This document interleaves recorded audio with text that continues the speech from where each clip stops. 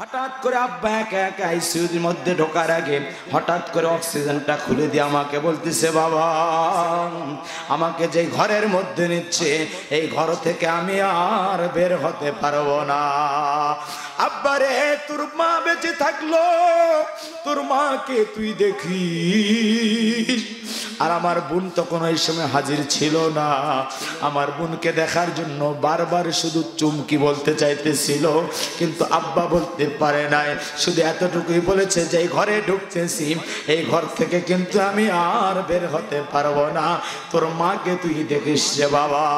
বাবা ওই যে ঘরের মধ্যে চলে গেল। আমি তো মসজিদে গিয়ে সাত কাটাইলাম, আইসিইউতে কেউ কাউকে থাকতে দেয় না। আমি মসজিদে গিয়ে আল্লাহর কাছে চাইলাম, কিন্তু আল্লাহ পাকের তকদিরের অন্য আজালেতে আমার বাবার হায়াতের পুঁজি শেষ হয়েছে। আমি আমার জন্য চাই না, আব্বার জন্য ইবাদত মানত করলাম, আব্বার জন্য কিছু অর্থ মানত করলাম, কিন্তু আব্বার জন্য আমি বললাম আল্লাহ তুমি আমার বাবাকে ফেরত দাও। চাচার সাথে কথা বললাম, ভাইদের সাথে কথা বললাম। আমার বড় ভাই একটু ওই সময় বাসায় গিয়েছিল। আমি সূরা ইয়াসিন তেলাওয়াত করার জন্য ফজরের একটু আগেই আইসিইউতে ঢোকার পরে বাবার কাছে সূরাতুল ইয়াসিন পাঠ করার পরে আমি বাবার দিকে খেয়াল করি, এর মধ্যে অনেক ঘটনা। বাবার পাশে বসে যখন সূরাতুল ইয়াসিন পাঠ করতেছিলাম, বাবা ওই মুহূর্তেই দুনিয়া থেকে বিদায় হয়ে চলে গিয়েছে। আল্লাযী নাযালাল কুরআন হুদাল লিন-নাসি ওয়া বায়্যিনাতিম মিনাল হুদা ওয়াল ফুরকান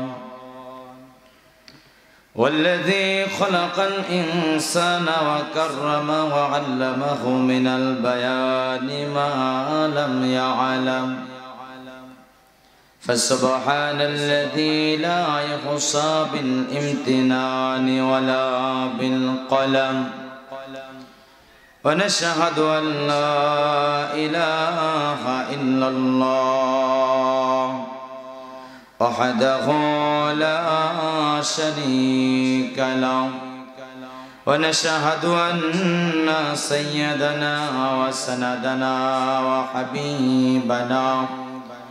وحبيب ربنا وطبيب قلوبنا وأولانا ومولانا محمدا عبده ورسوله أما بعد فقد قال الله تعالى في كلامه المجيد والقرآنه الحميد أعوذ بالله من الشيطان الرجيم بسم الله الرحمن الرحيم يا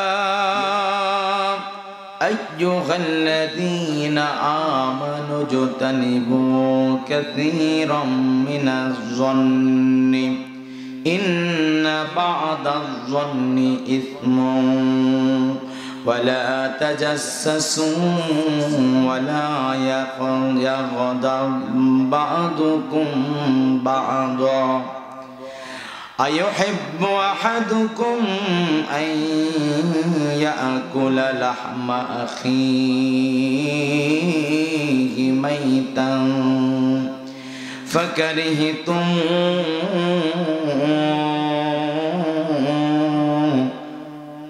واتقوا الله إن الله تواب رحيم صدق الله العظيم وعن أبي هريرة رضي الله تعالى عنه أنه قال قال رسول الله صلى الله عليه وسلم كفى بالمرء كذبا أن يحدث بكل ما سمع رواه مسلم وقال عليه الصلاة والسلام من تواضع لله رفعه الله صدق رسول الله صلى الله عليه وسلم وقال تعالى في شان حبيبه مخبرا وآمرا إن الله وملائكته يصلون على النبي يا أيها الذين آمنوا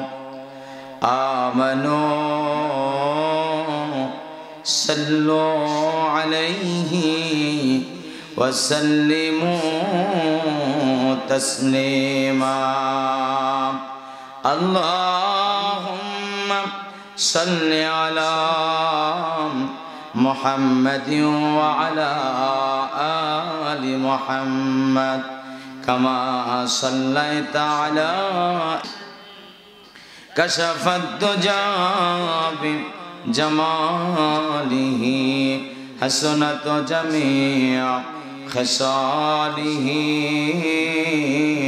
صلوا عليه وآله اللهم آمين الحمد لله رب العالمين الصلاة والسلام على سيد المرسلين وعلى آله وصحبه أجمعين ربنا آتنا في الدنيا حسنة وفي الآخرة حسنة وقنا عذاب النار ربنا ظلمنا أنفسنا وإن لم تغفر لنا وترحمنا لنكونن من الخاسرين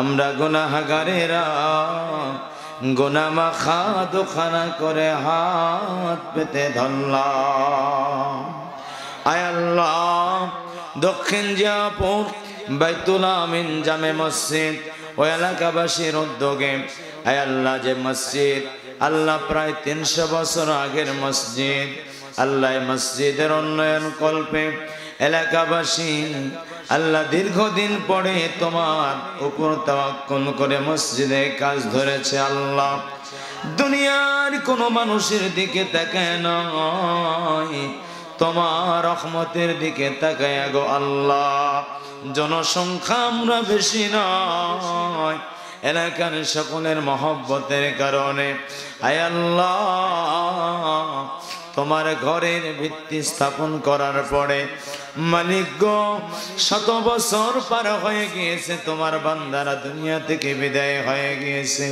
200 বছর পার হয়ে গিয়েছে বিদায় হয়ে গিয়েছে যে মানুষগুলোকে কোনোদিন দেখে নাই আয় আল্লাহ আজকে তাদের জন্য প্রাণ খুলে দোয়া করে যায় আল্লাহ মালিক গো যে মসজিদকে উদ্দেশ্য করিয়া আয় আল্লাহ এলাকার কিছু আল্লাহ ভাইজান বাপজান কিছু মা বোনদের নিয়া আল্লাহ এলাকার কিছু গুনাহমুক্ত কিছু মাসুম বাচ্চাদের নিয়া ওলামায়ে কেরাম হাফেজে কোরআন পর্দার অন্তরালে মা বোনদেরকে নিয়া এই শব্দ যন্ত্রে আওয়াজ যত দূর যায় সবাইকে নিয়া গুনাহ মাফের আশায় দুকারা করে হাত পেতে ধরেছি আল্লাহ আয় আল্লাহ তুমি তো সব কিছু জানো।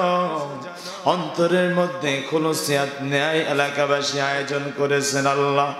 আমাদের অন্তরের মধ্যে যদি কোনো আল্লাহ খুলুসিয়াতের কমতি থাকে মাফ করে দিও আল্লাহ। দুনিয়ার কোনো মানুষকে দেখানোর জন্য নয়, দুনিয়ার কোনো কিছু পাওয়ার স্বার্থে নয়, এলাকাবাসীকে নিয়ে দিনের কিছু কথা বলার জন্য। আয় আল্লাহ, ভাইরাল কোন বক্তাকে নিয়ে নয়, কিছু বুজুর্গ বান্দাকে নিয়ে আল্লাহ চেষ্টা করেছি তোমার কাছে সন্তুষ্টির জন্য। আল্লাহ তোমার তাকদীরে, তোমার ইলমে আজানিতে যদি কবুল করে না, দুনিয়ার কেউ মাহরুম করতে পারবে না। আল্লাহ আমরা যারা হাত তুলেছি, আমাদের প্রত্যেকের জনম দুঃখী মা, দরদের আব্বা যারা দুনিয়া থেকে বিদায় হয়ে গেছে, আল্লাহ সকলের কবরগুলোকে জান্নাতের বাগান বানায়া দাও। আয় আল্লাহ দক্ষিণ জিয়াপুর, আয় আল্লাহ পার্শ্ববর্তী গ্রাম জালালপুর, আল্লাহ পার্শ্ববর্তী গ্রাম আমিরাম, আল্লাহ পার্শ্ববর্তী গ্রাম, আয় আল্লাহ মধ্য জালালপুর, দক্ষিণ জালালপুর, আল্লাহ উত্তর জিয়াপুর, মোহাম্মদপুর, আওয়ালগাড়ি নদীর কুল রোয়ার, নল্লাঙ্গা সহ আল্লাহ বিভিন্ন এলাকা থেকে ছুটে আসা আমার বাপজান ভাইজান, আমার এলাকা থেকে বিভিন্ন এলাকা থেকে ছুটে আসা মা বোনদের তুমি কবুল করে নাও। আয় আল্লাহ দীর্ঘক্ষণ আলোচনা করে তোমার বান্দা বান্দীদের কষ্ট দিতে চাই না। এলাকা থেকে বিভিন্ন দূর দূরান্ত থেকে আগত আমার যে বাপজান ভাইজানারা এসেছেন, সকলকে নিয়ে তোমার কাছে জান্নাতে যাইতে চাই আল্লাহ, এই তৌফিক তুমি নসিব করে দিও। আল্লাহ বিশ্বের সব মুসলমানদের তুমি কবুল ও হেফাজত করিও। আল্লাহ আল্লাহ মালিক, যাদের অক্লান্ত পরিশ্রমে আজকের এই মাহফিল হলো আল্লাহ, সবাইকে তুমি কবুল আর মঞ্জুর করে নিও। মালিক গো, আমরা গরিব, তুমি তো ধনী, তোমার কাছে আমরা নত হয়ে গেলাম, আমাদের তুমি কবুল করে নাও। আল্লাহ অনেকের বাড়িতে সন্তান অসুস্থ, কারো বা নাতি অসুস্থ আল্লাহ, কারো বা ভাই বোন অসুস্থ, কারো বা জনম দুঃখিনী মা অসুস্থ গো আল্লাহ। মালিক গো, আমি বক্তা নয়, এলাকার ছেলে হিসেবে হাত তুলেছি। আয় আল্লাহ, বক্তা নয়, ভাই হিসেবে হাত তুলেছি আল্লাহ। মালিক গো, বড় ভয় হয় আমার এলাকার কোনো মানুষ যদি জাহান্নামের আসামি হয়ে যায়, আমি অধম কিয়ামতের ময়দানে কাঠগড়ায় দাঁড়ায় যাব কিনা, অথবা আমি কোনো কারণবশত জাহান্নামের আসামি হয়ে যায় যদি আল্লাহ, আমি মাপ পাওয়ার কোনো রাস্তা পাবো কিনা জানি না। মালিক গো, আমার এলাকার অনেক মা বোনেরা, আমাদের অনেক আত্মীয় স্বজন মা বোনেরা আল্লাহ, আমার অনেক বোন, অনেক ভাবি জানেরা, আয় আল্লাহ অনেক আমার চাচি জানেরা, বড় আম্মারা, ফুফুরা, আয় আল্লাহ বিভিন্ন এলাকা থেকে ছুটে আসা মা বোনেরা অনেক এসেছেন আল্লাহ।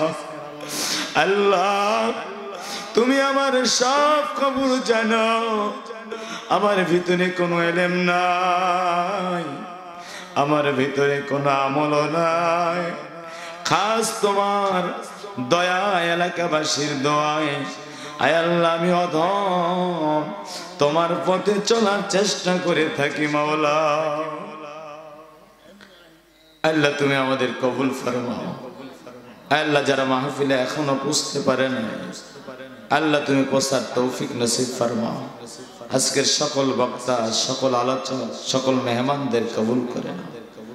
রব্বির হামহুমা কামা রব্বায়ানি সগীরা, রব্বির হামহুমা কামা রব্বায়ানি সগীরা। সুবহান রাব্বিকা রব্বিল ইজ্জাতি আম্মা ইয়াসিফুন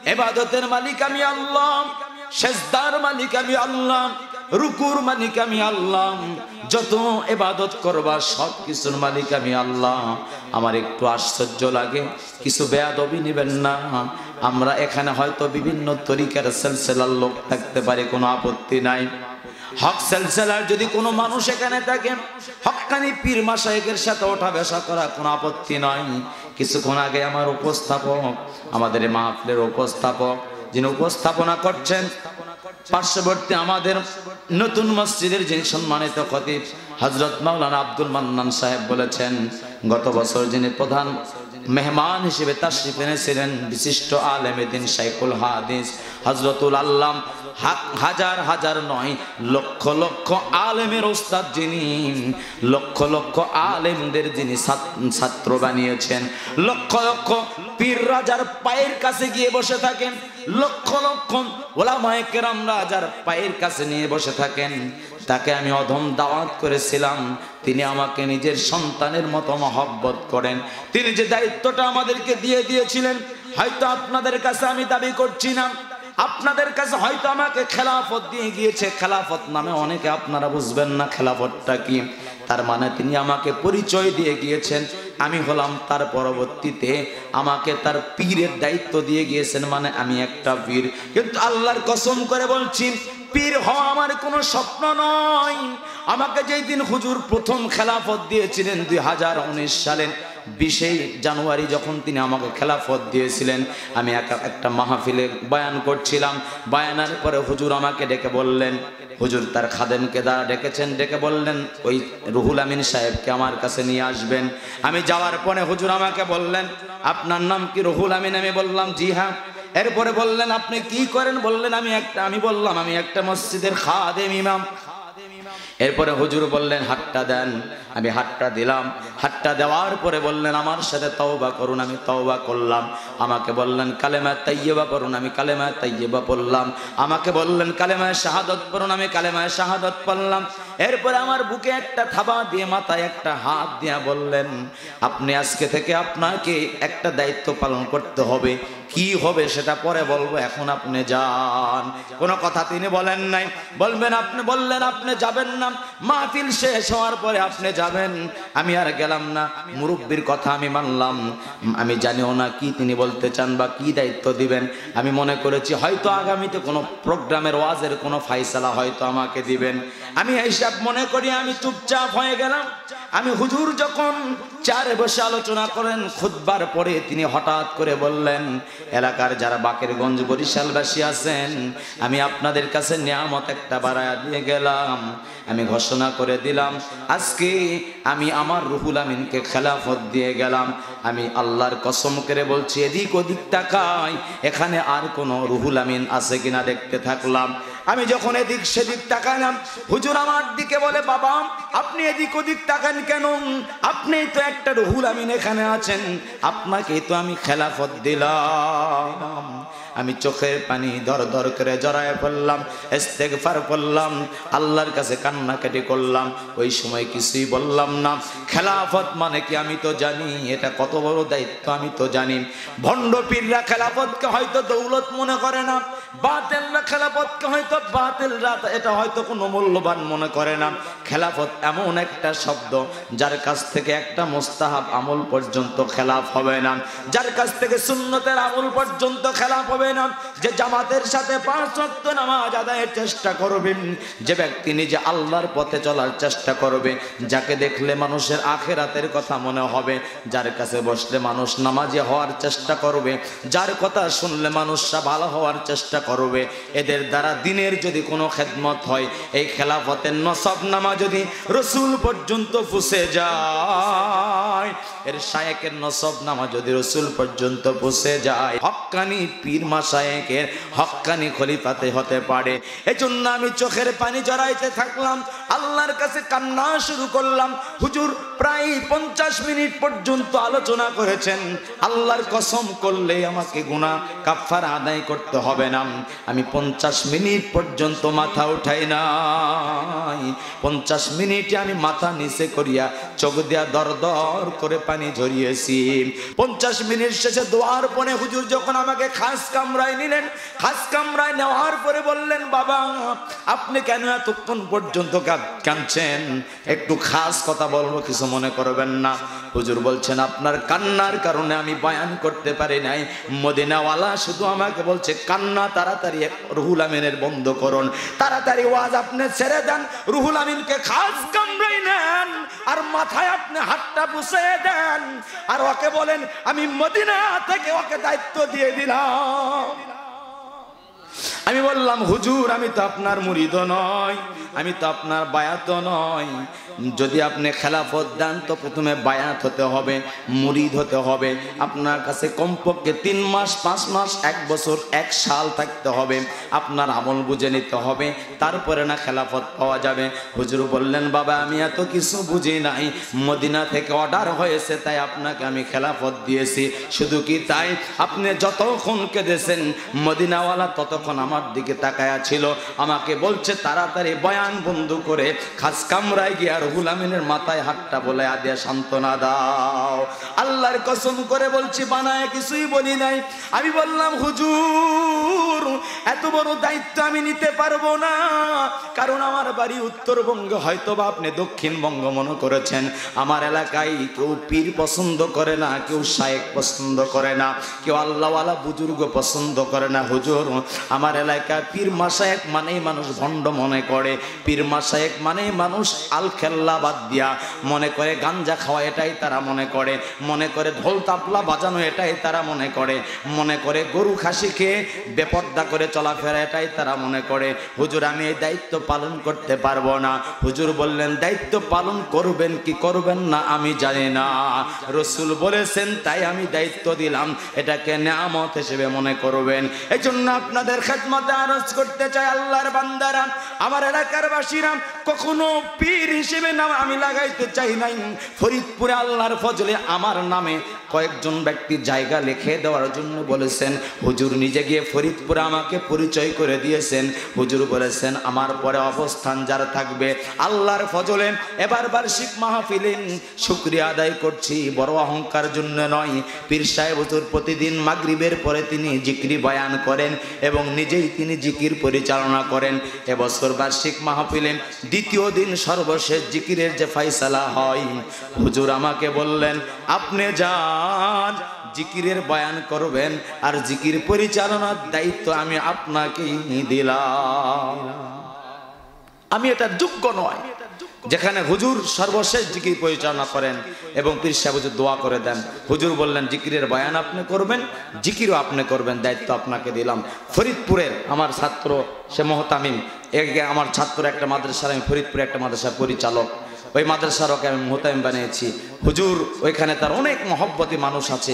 হুজুর দায়িত্ব দিলেন যে রুহুল আমিন এই এলাকার দায়িত্বে থাকবে এবং তার উত্তরবঙ্গের দায়িত্ব থাকবে। অনেক মানুষ লিখিতভাবে আমাকে জায়গা দিতে চায়, অনেক মানুষ ওখানে আমাকে জায়গা ওয়াকফ করে দিতে চায় মাদ্রাসার নামে, আমার নামেও জায়গা লিখে দিতে চায়। আমি যদি পারি, আমি বলেছি যদি আমার কখনো সম্ভব হয়, আমার ছাত্রকেও বলেছি এখন যেখানে আছে ওদের নামে ওয়াকফ থাকুক, যদি কখনো সম্ভব হয় ব্যক্তিগত টাকা দিয়ে জায়গা কিনে তারপরে আমাদের নিজস্ব পরিচালনার নাম থাকবে, সেটা পরের বিষয়। যেখানে জায়গা দিতে চায় ওই জায়গাটা আমরা নিতে চাই না, কারণ ওই বয়স আর ওই যোগ্যতা আমি রুহুল আমিনের হয় নাই। এজন্য যদি কেউ মনে করেন যে আমি হয়তো বা অনেক দিন বাঁচবো, এটা ভুল ধারণা। আমি বেশি দিন বাঁচবো না। আমি জানি হয়তো আমার কথাগুলো আপনাদের এই মুহূর্তে ভালো লাগছে না, কিন্তু যেদিন আমি থাকবো না সেদিন আপনারা হয়তো আমাকে পাবেন না, আমার কথাগুলো খুঁজে পাবেন না। যেদিন আল্লাহওয়ালারা পৃথিবী থেকে উঠে যাবে সেদিন এই পৃথিবীর কোনো মূল্য থাকবে না। আমাদের মতোই অনেকে অনেক কথা বলে গিয়েছেন, কিন্তু তাদের কথাগুলো আজকে আমরা শুনতে পারি না। আমার ওস্তাদ 43 বছর বয়সে তিনি সারসিনা মাদ্রাসার মুফাসসির ছিলেন, চরমনাই মাদ্রাসার হেড মুহাদ্দিস ছিলেন, ঝালকাঠি এনএস কামিল মাদ্রাসার হেড মুফতি ছিলেন। তিনি সর্বশেষে দারুল আবরার মডেল কামিল মাদ্রাসা, যেই মাদ্রাসার আমি ওস্তাদও ছিলাম, ছাত্র ছিলাম, যেই মাদ্রাসায় আমি তিরমিজি পড়িয়েছি, ওই মাদ্রাসায় আমি মুহাদ্দিস ছিলাম, ওই মাদ্রাসায় আমি নাসাই শরীফ পড়িয়েছি, মেশকাত পড়িয়েছি, জালালাইন পড়িয়েছি। ওই মাদ্রাসার ওস্তাদ মাত্র 43 বছর বয়সে 44 বছরে যখন পা দিয়েছে, এত বছর খেদমত করার বয়স পরে 44 বছর বয়সে আল্লাহর বান্দা দুনিয়া থেকে বিদায় হয়ে গিয়েছে। তো আমার বয়স তো 33 পার হয়ে 34 পার চলে এখন। তো 34 বছরের ছেলে আর কতদিন বাঁচবো? আমার হুজুর তো বাঁচছেন 44 বছর। আবার আল্লামা ফখরুদ্দিন রাজি রহমতুল্লাহ আলাইহি তাফসিরে কাবির নিজে লিখেছিলেন, তিনি বেঁচেছেন মাত্র 37 বছর। তো সেই হিসেবে আমার হায়াত হয়তো বা সর্বোচ্চ 3 বছর। আমি যদি আরো হিসাব করি, আমার বন্ধু নাজমুল একই সাথে চললাম, চলতে চলতে মাগরিবে আমার পিছনে ইক্তেদা করে নামাজ আদায় করলো, এশাতেও আমার সাথে থাকলো, এশার পরে বাড়িতে পৌঁছায়া দিলাম, তার জানাজাটাও আমাকে পড়াতে হলো। আমি কবে যাব কিছু জানি না। এজন্য না থাকার এই দুনিয়ায় কারোর সাথে কোনো অহংকার করে চলবো না। ইনশাল্লাহ পারা যাবে তো ইনশাল্লাহ। এজন্য আপনাদের খেদমতে আরজ করছি, এই মাহফিল গতানুগতিক কোনো মাহফিল নয়। এই মাহফিল আল্লাহ আলাদের নির্দেশনায় এই মাহফিল হয়। এই মাহফিল বুজুর্গদের পথ নির্দেশনায় হয়। এই মাহফিল তাদের সাথে পরামর্শ ক্রমে মাহফিল হয়। মাহফিলের লোক বেশি হলো না কম হলো এটা আমরা দেখি না। মাহফিলে আল্লাহ তাআলার সন্তুষ্টি হলো কিনা এটা আমরা দেখি। এজন্য আমরা হয়তো থাকবো না, যেদিন থাকবো না, আপনারা যারা থাকবেন, যে মসজিদ যেখানেই থাকুক, যে মাহফিল যেখানেই হোক, সর্বাত্মক সহযোগিতা করবেন তো ইনশাআল্লাহ। সকল মাদ্রাসার সাথে থাকবেন তো ইনশাআল্লাহ। আমি আপনাদেরকে আল্লাহর কাছে সুপর্দ করে দিলাম, আমি নিজেও সুপর্দ হয়ে গেলাম। আল্লাহ তাআলা আমাকে একটা পুত্র সন্তান দান করেছেন। আল্লাহর কাছে দোয়া করছি, সন্তান যদি তোমার সন্তুষ্টির জন্য হয় একে তুমি হায়াত দারাজ করো, আর যদি তোমার রেজাবন্দির জন্য না হয় ব্যবস্থা তুমি করো। আমরা সকলে দোয়া করছি আমার সন্তানকে যেন আল্লাহ তাআলার খাস ওলি এবং যত যোগ্যতা দরকার আল্লাহ যেন গায়েবী খাজানা থেকে পুরো করে দেন। সকলে বলছে আমিন। পাশাপাশি আপনারা যারা আছেন প্রত্যেকের সন্তান, নাতি পুতি, ভাই বেরাদার, বন্ধু, আত্মীয় স্বজন যারা আছেন প্রত্যেককে যেন আল্লাহ কবুল করেন। সকলে বলছে আমিন। আমার মা বোনেরা যারা আছেন আপনাদেরকে আমি বিরক্তির কারণ হব না। রব্বে কারিম আমাদেরকে ডাক দিয়া বলেছেন ইবাদত করবা আমি আল্লাহ। কার ইবাদত? আল্লাহ। এজন্য হক্কানি পীর মাশায়েখ থেকে কথাটা বললাম। যিনি এসেছিলেন, আপনারা যারা গত 2 বছর আগে এখানে এসেছিলেন, ওই লোকটাকে কি বাতিল ভণ্ড হুজুর মনে হয়েছে না আল্লাহওয়ালা মনে হয়েছে? আল্লাহওয়ালা ছিলেন নিঃসন্দেহে, অনেক বড় আল্লাহওয়ালা, অনেক বড় আল্লাহওয়ালা, অনেক বড় আল্লাহওয়ালা, যার বহুবার রসুলের সঙ্গে যার জিয়ারত নসিব হয়েছে, বহুবার, 2-1 না, বহুবার। যিনি 17 বার হজ করছেন, যার একটা ছেলে, প্রত্যেকটা 7টা ছেলে হাফেজ, মাওলানা, মুফতি, এবং 7টা ছেলেই তারা এক একজন বড় মাপের আলেম এবং এক একজন মুহাদ্দিস, মুফাসসির, এবং প্রত্যেকেই হাজি বলে আলহামদুলিল্লাহ। এরা আলেম, পাশাপাশি এরা শাইখুল হাদিস, পীর। এরা মাশায়েখ, পীর ওনা লাগাতে চায় না, কিন্তু পীর শব্দটা ফার্সি শব্দ, তো আমরা পীর মানে সকলকে বাতিল মনে করি। সকলে বাতিল নয়। পীর মানে ওস্তাদ, পীর মানে শায়েখ, পীর মানে মুরব্বী, এর বাহিরে কিছু নয়। যাকে দেখবেন শরীয়তের খেলাফ করেছে সে পীর হতে পারে না, সে ভণ্ড। যাকে দেখবেন নামাজ পড়ে না কিন্তু অন্য কিছুর আবদার করে, সে কখনো পীর হতে পারে না। ঢোল তবলায় কোনোদিন হক কায়েম হতে পারে না, গাঞ্জাবাজিতে কোনোদিন হক কায়েম হতে পারে না। মনে রাখবেন, হক সিলসিলা যদি কেউ কায়েম করতে চায় হকের শরীয়তের উপরে থাকতে হবে। জোরে বলুন ঠিক কিনা? এজন্য হককে জিন্দা করার জন্য আল্লাহ পাকের এই জমিনে তাজা রক্ত ঢেলে দিতে আমরা রাজি আছি। বাতিলকে কখনো আমাদের মহল্লায়, আমাদের গ্রামে কোনোদিন বাতিলকে জিন্দা করতে দেব না ইনশাআল্লাহ। যদি কেউ কনসার্ট নাম দেয় তার সাথে কোনো আমাদের আপত্তি নাই। যদি কেউ পূজা নাম দিয়ে পূজা করে আপত্তি নাই। যদি কেউ ডিজে সেন্টার নাম দিয়ে ডিজে সেন্টার পালন করে কোনো আপত্তি নাই। কিন্তু যদি কেউ ইসলামের ট্যাগ লাগিয়ে ইসলামকে অবমাননা করে, তাকে ইসলাম সাপোর্ট করে না, আল্লাহ সাপোর্ট করে না, রসুল সাপোর্ট করে না, মুমিন সাপোর্ট করে না, জান্নাতেও দাখিল হতে পারবে না। কারো প্রতি আমাদের আক্রোশ নেই, কারোর সাথে রাগও নেই। শুধু আল্লাহর দ্বীনের কথা, হকের কথা বলে গেলাম। যেখানে হক সেখানে আমরা আছি, যেখানে বাতিল সেখানে পারতপক্ষে রাসূল বলেছেন মান রাআ মুনকারান ফালিউগাইয়িরহু বিয়াদিহি ওয়া ইল্লাম ইয়াস্তাতি ফাবিলিসানিহি ওয়া ইল্লাম ইয়াস্তাতি ফাবিকলবিহি যালিকা আদআফুল ঈমান। রাসূল বলেন, যদি কখনো সমাজে, তোমার এলাকায়, তোমার চোখে যদি কখনো অন্যায়, জুলুম, শরীয়ত গর্হিত কোনো কাজ দেখতে পাও, সামগ্রিকভাবে সকলকে নিয়ে পরামর্শ করে ওটাকে হাত দ্বারা প্রতিহত করো। যদি না পারো, সকলকে নিয়ে সুচিন্তিত মতামত ব্যক্ত করে পরামর্শ ভিত্তিক ওটাকে জবান দ্বারা তাকে প্রতিরোধ করে করার চেষ্টা করো। সেটাও যদি সম্ভব না হয়, পরিকল্পনা করো, প্রয়োজনে আইনের আশ্রয় নাও, প্রয়োজনে তোমার ওই সুযোগ সুবিধা অনুযায়ী জনগণকে সামনে নিয়ে প্ল্যান করো কিভাবে এই বাতিলকে উৎখাত করা যায়, সমাজে রাখা যাবে না। এর পুরা পরিকল্পনা করার দায়িত্ব তোমার। এতটুকু যদি করতে না পারো, তাহলে তোমার ঈমানে মতামত তোমার মধ্যে নাই। এজন্য যেখানে ছেলে মেয়ে এক জায়গায় হয় জিকির বসে, এগুলোকে সাপোর্ট করবো না। পারা যাবে তো ইনশাআল্লাহ? যেখানে হক বাতিল এক জায়গায় হয়, হালাল হারাম এক জায়গায় হয়, সেটা সাপোর্ট করবো না ইনশাআল্লাহ। পারা যাবে তো ইনশাআল্লাহ? বাকি আমরা যারা আছি, আল্লাহকে ভয় করি, আল্লাহওয়ালাদেরকে ভয় করি, আল্লাহওয়ালাকে ভালোবাসি এবং রবি রাসূলকে ভালোবাসি, আপনাদেরকেও ভালোবাসি। মহব্বত আল্লাহকে ভালোবাসার কারণ। জোরে বলুন ঠিক কিনা? আল্লাহ পাক রব্বুল আলামিন বলেন, আমার বান্দার ইবাদতের মালিক আমি আল্লাহ, আমার ইবাদত তোমরা করবা।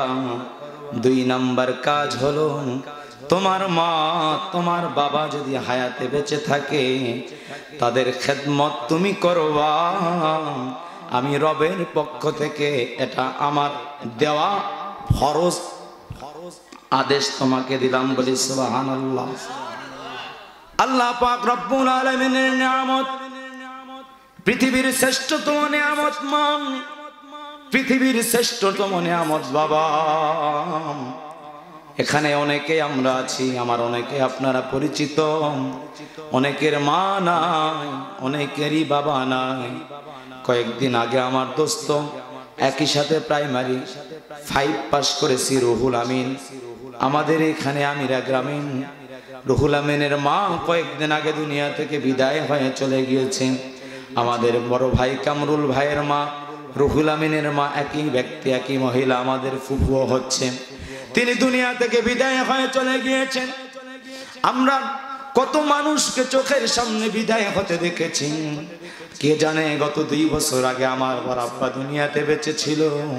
আজকের এই মনোরম মনজ্ঞ পরিবেশ, এলাকার তরুণদের নিয়ে যে মাহফিল হবে, এই মাহফিলে বড় আব্বাকে পাবো না, এই ধারণাও কোনোদিন করি নাই। আজকে যাদের আপনাদের বাবা বেঁচে আছে, যাদের মা বেঁচে আছে, তারা হয়তো মা বাবার কদর বুঝছেন না রে ভাই। আমার যেদিন বাবা চলে গিয়েছে, আমি বুঝেছি বাবার কত দাম। প্রথম যেদিন আমি মামুদপুরের দিয়া ময়দানে ইমামতি করেছি, বাবার নিয়ত ছিল 2য় বছর ঈদুল আজহা এসে আমার পিছনে তিনি ইক্তেদা করে নামাজ আদায় করবেন। আমার সাথে ফোনে কথা হলো, বাবা এবছর তোমার পিছনে আমি ঈদের নামাজ পড়তে পারলাম না, আমার অন্তরটা ভরে গিয়েছে। আমি খুশি হয়েছি আমাদের মামুদপুর ঈদগার তুমি ইমামতি করেছো। বাবারে, আগামী বছর আমি যদি বেঁচে থাকি, আমি তোমার পিছনে ঈদুল আজহা তথা কুরবানি ঈদের নামাজ আদায় করব। আমি বললাম, আব্বা ঠিক আছে। আমার বড় ভাই মাসুদ ভাই ওখানে ছিলেন। আব্বা বৃহস্পতিবার অসুস্থ হয়ে পড়েছেন। ভাই আমাকে ফোন দিলেন। ভাইকে বললাম, ভাই আব্বাকে ডাক্তার দেখান। ভাই তিনি নিজ কষ্টে নিজ দায়িত্বে ক্লিনিকে নিয়ে বৃহস্পতিবার ডাক্তার দেখানোর পরে আমি বৃহস্পতিবারে তড়িঘড়ি করে ভাইয়ের সাথে পরামর্শ করে ওই রাত্রে ঈদের পরে 2 দিন পরে আমি তাড়াহুড়া করে বৃহস্পতিবারে রওনা দিলাম। ভাইকে ডাক্তার কি বলেছে আমি জানি না, এখন পর্যন্ত জানি না। শুক্রবারের দিন আমি ডাক্তারের কাছে আব্বা সহ ভাইকে নিয়ে ক্লিনিকে গেলাম। ডাক্তার আমাকে বললেন, এ নিয়ে আপনার কেউ হয়? আমি বললাম, আমার বাবা হয়। উনি আমাকে বললেন আপনার হার্টের অবস্থা কেমন? আমি বললাম আমি আলেম মানুষ, অবস্থা যেটাই হোক আপনি আমাকে খুলে বলুন। উনি বললেন আপনার বাবার লাংসের অবস্থা ভালো নয়, আপনার বাবার অবস্থা খুব একটা ভালো নয়, এখানে আমরা তার চিকিৎসা করতে পারবো না। সামর্থ্য যদি থাকে আপনারা তাকে মিটফোর্টে স্যার সলিমুল্লাহ মেডিকেল কলেজে নিয়ে যান। আমি রেফার করলাম। রেফার করার পরে আব্বা যার কাছে চাকরি করতেন স্যারের সাথে আমি আলোচনা করলাম। ওই মুহূর্তে তিনি থাইল্যান্ডে গিয়েছেন। তিনি আমাকে বললেন রাজু তুমি যত টাকা লাগে আমার মুসলিম ভাইকে, আমার ভাইকে তুমি চিকিৎসা করবা, প্রয়োজনে থাইল্যান্ডে পাঠায় দাও, প্রয়োজনে লন্ডনে পাঠায় দাও, প্রয়োজনে মাদ্রাজে পাঠায় যাও, যেখানে গেলে আমার ভাই ভালো হবে সমস্ত খরচ আমি বহন করব। আমার ভাই যদি হারায় যায়, আমার বড় ভাই হারায় গিয়েছে আমি কষ্ট পাই নাই, তবে যত কষ্ট পেয়েছি তার চাইতে বেশি কষ্ট পাবো আমার ভাইয়ের যদি কোনো ক্ষতি হয়ে যায়। রাজু তুমি টাকার চিন্তা করো না, আমার ভাইয়ের যা কিছু প্রয়োজন আমি সব কিছু দায়ভার বহন করব। তুমি তোমার বাবাকে নিয়ে তাড়াতাড়ি চিকিৎসার জন্য চলে যাও। আমি আমার বড় ভাই মাসুদ ভাইয়ের সঙ্গে পরামর্শ করে সিএনজি এর পরে অ্যাম্বুলেন্স করিয়া তৈরি ঘড়ি করে মিটফোর্টে চলে গেলাম। লিফটের কারেন্ট চলে গিয়েছে। আমার দুঃখের কথা শুধু এতটুকুই বলছি, কারেন্ট চলে গিয়েছে। 6 তলায় আব্বাকে উঠতে হবে, 6 তলায় উঠাইতে হবে। আমার বড় ভাই মাসুদ ভাইয়ের ওই দিন 2 দিন পর্যন্ত তার বাবা আমার বাবা অসুস্থতার কারণে বড় ভাই কিছু খায় নাই। আমি তো তার চোখের দিকে তাকাই, চোখের দিকে তাকায় দেখতে পারি দর দর করে তার চোখ থেকে পানি ঝরে, কিন্তু মুরব্বী হওয়ার কারণে পানি আমাকে বুঝতে দেয় না। আমিও বুঝতে পেরেছি কিন্তু ভাইকে কিছুই বুঝতে দেয় নাই। ভাই বলে রাজু চিন্তা করিস না, আমার চাচাকে আমি আমার কাঁধে করে আমার হাতে করে আমি 6 তলায় উঠাবো। আমার ভাই আমার আব্বাকে ধরিয়া নিজে 4 তলা পর্যন্ত উঠাইছে। আমি তখন বলেছি ভাই আপনি আর কষ্ট করেন না, আব্বাকে আমাকে একটু দেন। সাথে নিয়ে 2 ভাইয়ে 6 তলাকে আব্বাকে শিফট করার পরে সেখান থেকে আইসিইউতে নেওয়া হলো। আমার আব্বা যখন আইসিইউতে যাওয়া হলো, আমার চাচারা বারবার ফোন দেয়, আমার বড় ভাই পলাশ ভাই বারবার ফোন দেয়, টাকা করে পাঠাইতে চায়। আমি তো জানি আব্বার জন্য টাকা পাঠায় কোনো লাভ হবে না। ডাক্তারের সঙ্গে আলোচনা করেছি, ডাক্তার চেয়ারম্যান বোর্ড বসিয়েছে, বোর্ড বসায় বলতেছে আগামীকালকে আমি আজকে রাত্র 12টার পরে আমি আমেরিকায় যাব। আপনার বাবার যে সমস্যা এই সমস্যার ট্রিটমেন্ট করার জন্য আমি আমেরিকা যাব। আমেরিকা থেকে আমাকে কল করা হয়েছে। আমি আমেরিকার ডাক্তারের সাথেও কথা বলেছি, এখানেও আমি বোর্ড বসিয়েছিলাম। আমি এতটুকুই আপনাদের বলতে চাচ্ছি, আমার বাবার মৃত্যুই শুধু মৃত্যু নয়, প্রত্যেকের বাবার মৃত্যুটা দেয়। এর চাইতো আরো কষ্ট করবা, এর চাইতো বাঁচানোর জন্য হয়তো সকলে চেষ্টা করতে থাকেন কিন্তু কেউই পারবো না। আব্বাকে যখন আইসিইউ এর মধ্যে নেওয়া হয়, আব্বা এর আগে কোনো কথাই বলতে পারে নাই। হঠাৎ করে আব্বা একা একা আইসিইউর মধ্যে ঢোকার আগে হঠাৎ করে অক্সিজেনটা খুলে দিয়ে আমাকে বলতেছে বাবা আমাকে যে ঘরের মধ্যে নিচ্ছে এই ঘর থেকে আমি আর বের হতে পারবো না। আব্বা রে তোর মা বেঁচে থাকলো, তোর মাকে তুই দেখিস। আর আমার বোন তখন ওই সময় হাজির ছিল না। আমার বোনকে দেখার জন্য বারবার শুধু চুমকি বলতে চাইতেছিল, কিন্তু আব্বা বলতে পারে নাই। শুধু এতটুকুই বলেছে যে এই ঘরে ঢুকতেছি, এই ঘর থেকে কিন্তু আমি আর বের হতে পারবো না, তোর মাকে তুই দেখিস রে বাবা। বাবা ওই যে ঘরের মধ্যে চলে গেল। আমি তো মসজিদে গিয়ে সাত কাটাইলাম, আইসিইউতে কেউ কাউকে থাকতে দেয় না। আমি মসজিদে গিয়ে আল্লাহর কাছে চাইলাম, কিন্তু আল্লাহ পাকের তকদিরের আজালিতে আমার বাবার হায়াতের পুঁজি শেষ হয়েছে। আমি আমার জন্য চাই না, আব্বার জন্য ইবাদত মানত করলাম, আব্বার জন্য কিছু অর্থ মানত করলাম, কিন্তু আব্বার জন্য আমি বললাম আল্লাহ তুমি আমার বাবাকে ফেরত দাও। চাচার সাথে কথা বললাম, ভাইদের সাথে কথা বললাম। আমার বড় ভাই একটু ওই সময় বাসায় গিয়েছিল।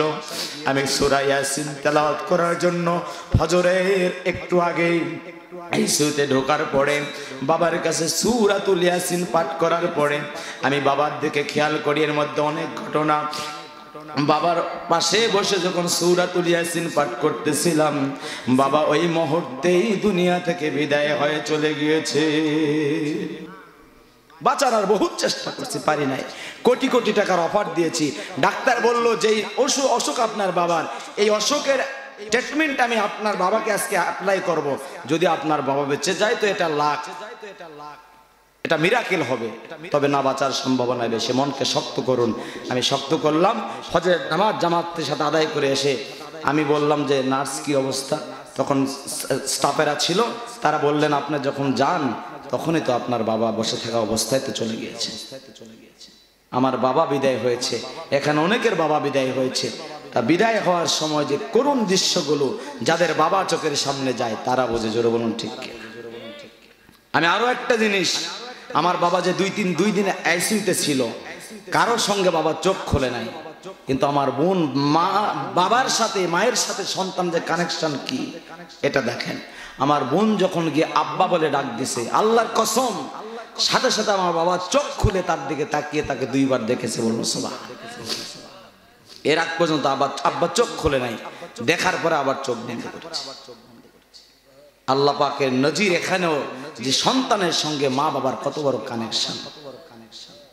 এজন্য আল্লাহর বান্দারা, আমরা যারা দুনিয়াতে এই মুহূর্তে বেঁচে আছি, মায়ের খেদমত বড় জরুরি, বাবার খেদমত বড় জরুরি। রব্বে কারিম আল্লাহ ডাক দিয়া বলেন, পুরাতন আলোচনা এগুলো আপনাদের কাছে করব, বিরক্তির কারণ হবেন না।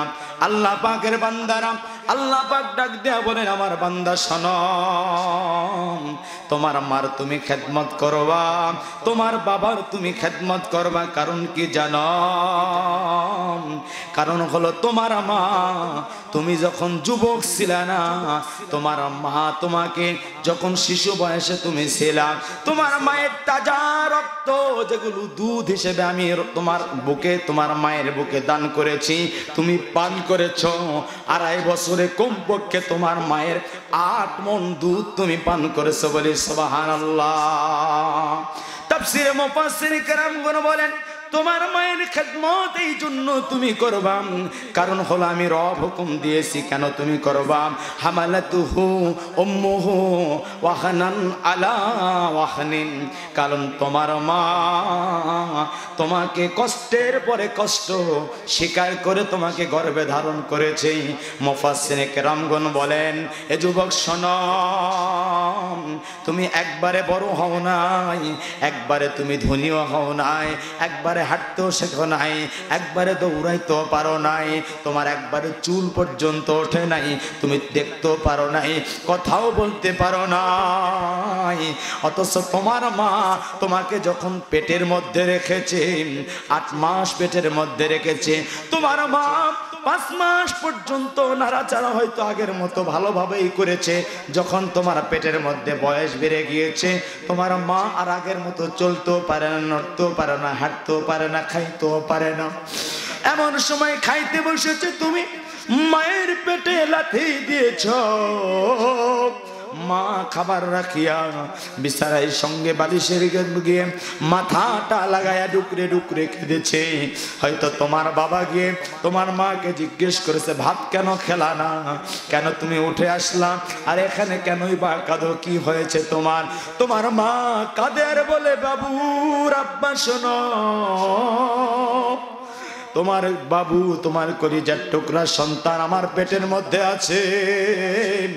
আমি যখন খাইতে বসেছি ওই মুহূর্তে আমার পেটে লাথি দিয়েছে, আমি ব্যথা সহ্য করতে পারি নাই। এ যুবক, তুমি আজকে কোন মাকে কষ্ট দিতে চাও রে ভাই? কোন বাবাকে তুমি কষ্ট দিতে চাও? মনে রাখবা, লক্ষ টাকা খরচ করে খানায় কাবা যাও, হজ কিন্তু কবুল হইতে পারে, নাও হইতে পারে। মা বাবার মুখ কিন্তু মক্কা মদিনা।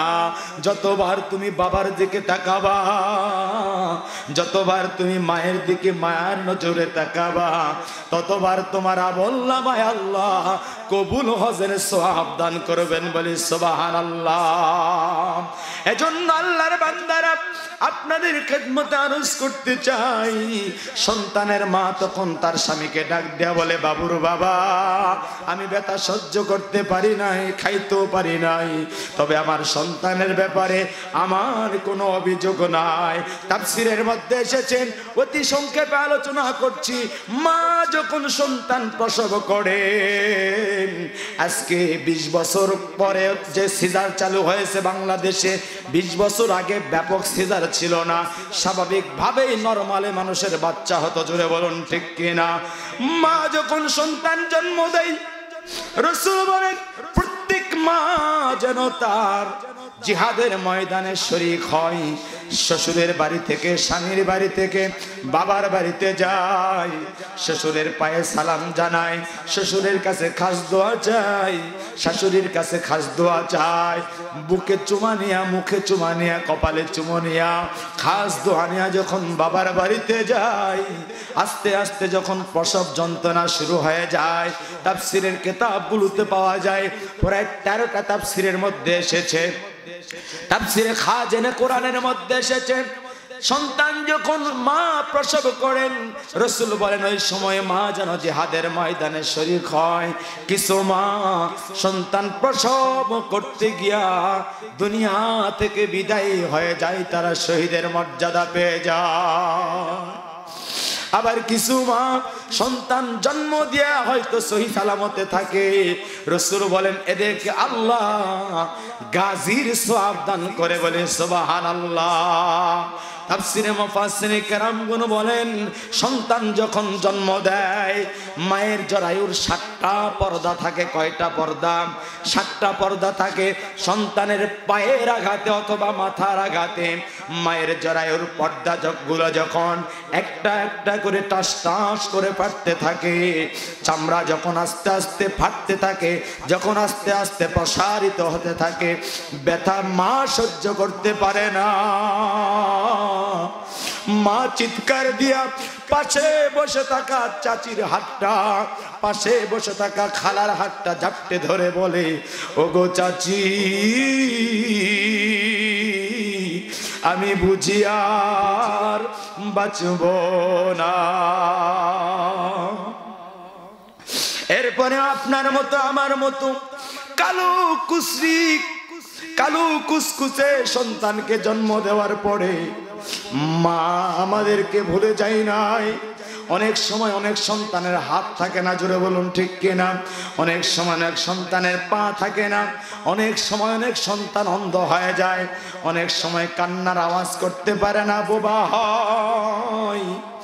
যদি কেউ বলে, রহিমা তোমার সন্তানটিকে ছেড়ে দাও, ফেলে দাও, ডাস্টবিনে দিয়া দাও, নদীতে, সমুদ্রে, পানিতে, পুকুরে ফেলায়া দাও, কারণ তোমার সন্তান বোবা, তোমার সন্তান কানাম, তোমার সন্তান কালো কুসরি, তোমার সন্তান ল্যাংরা, তোমার সন্তান লুলা, একে দিয়ে কোনোই কাজই হবে না।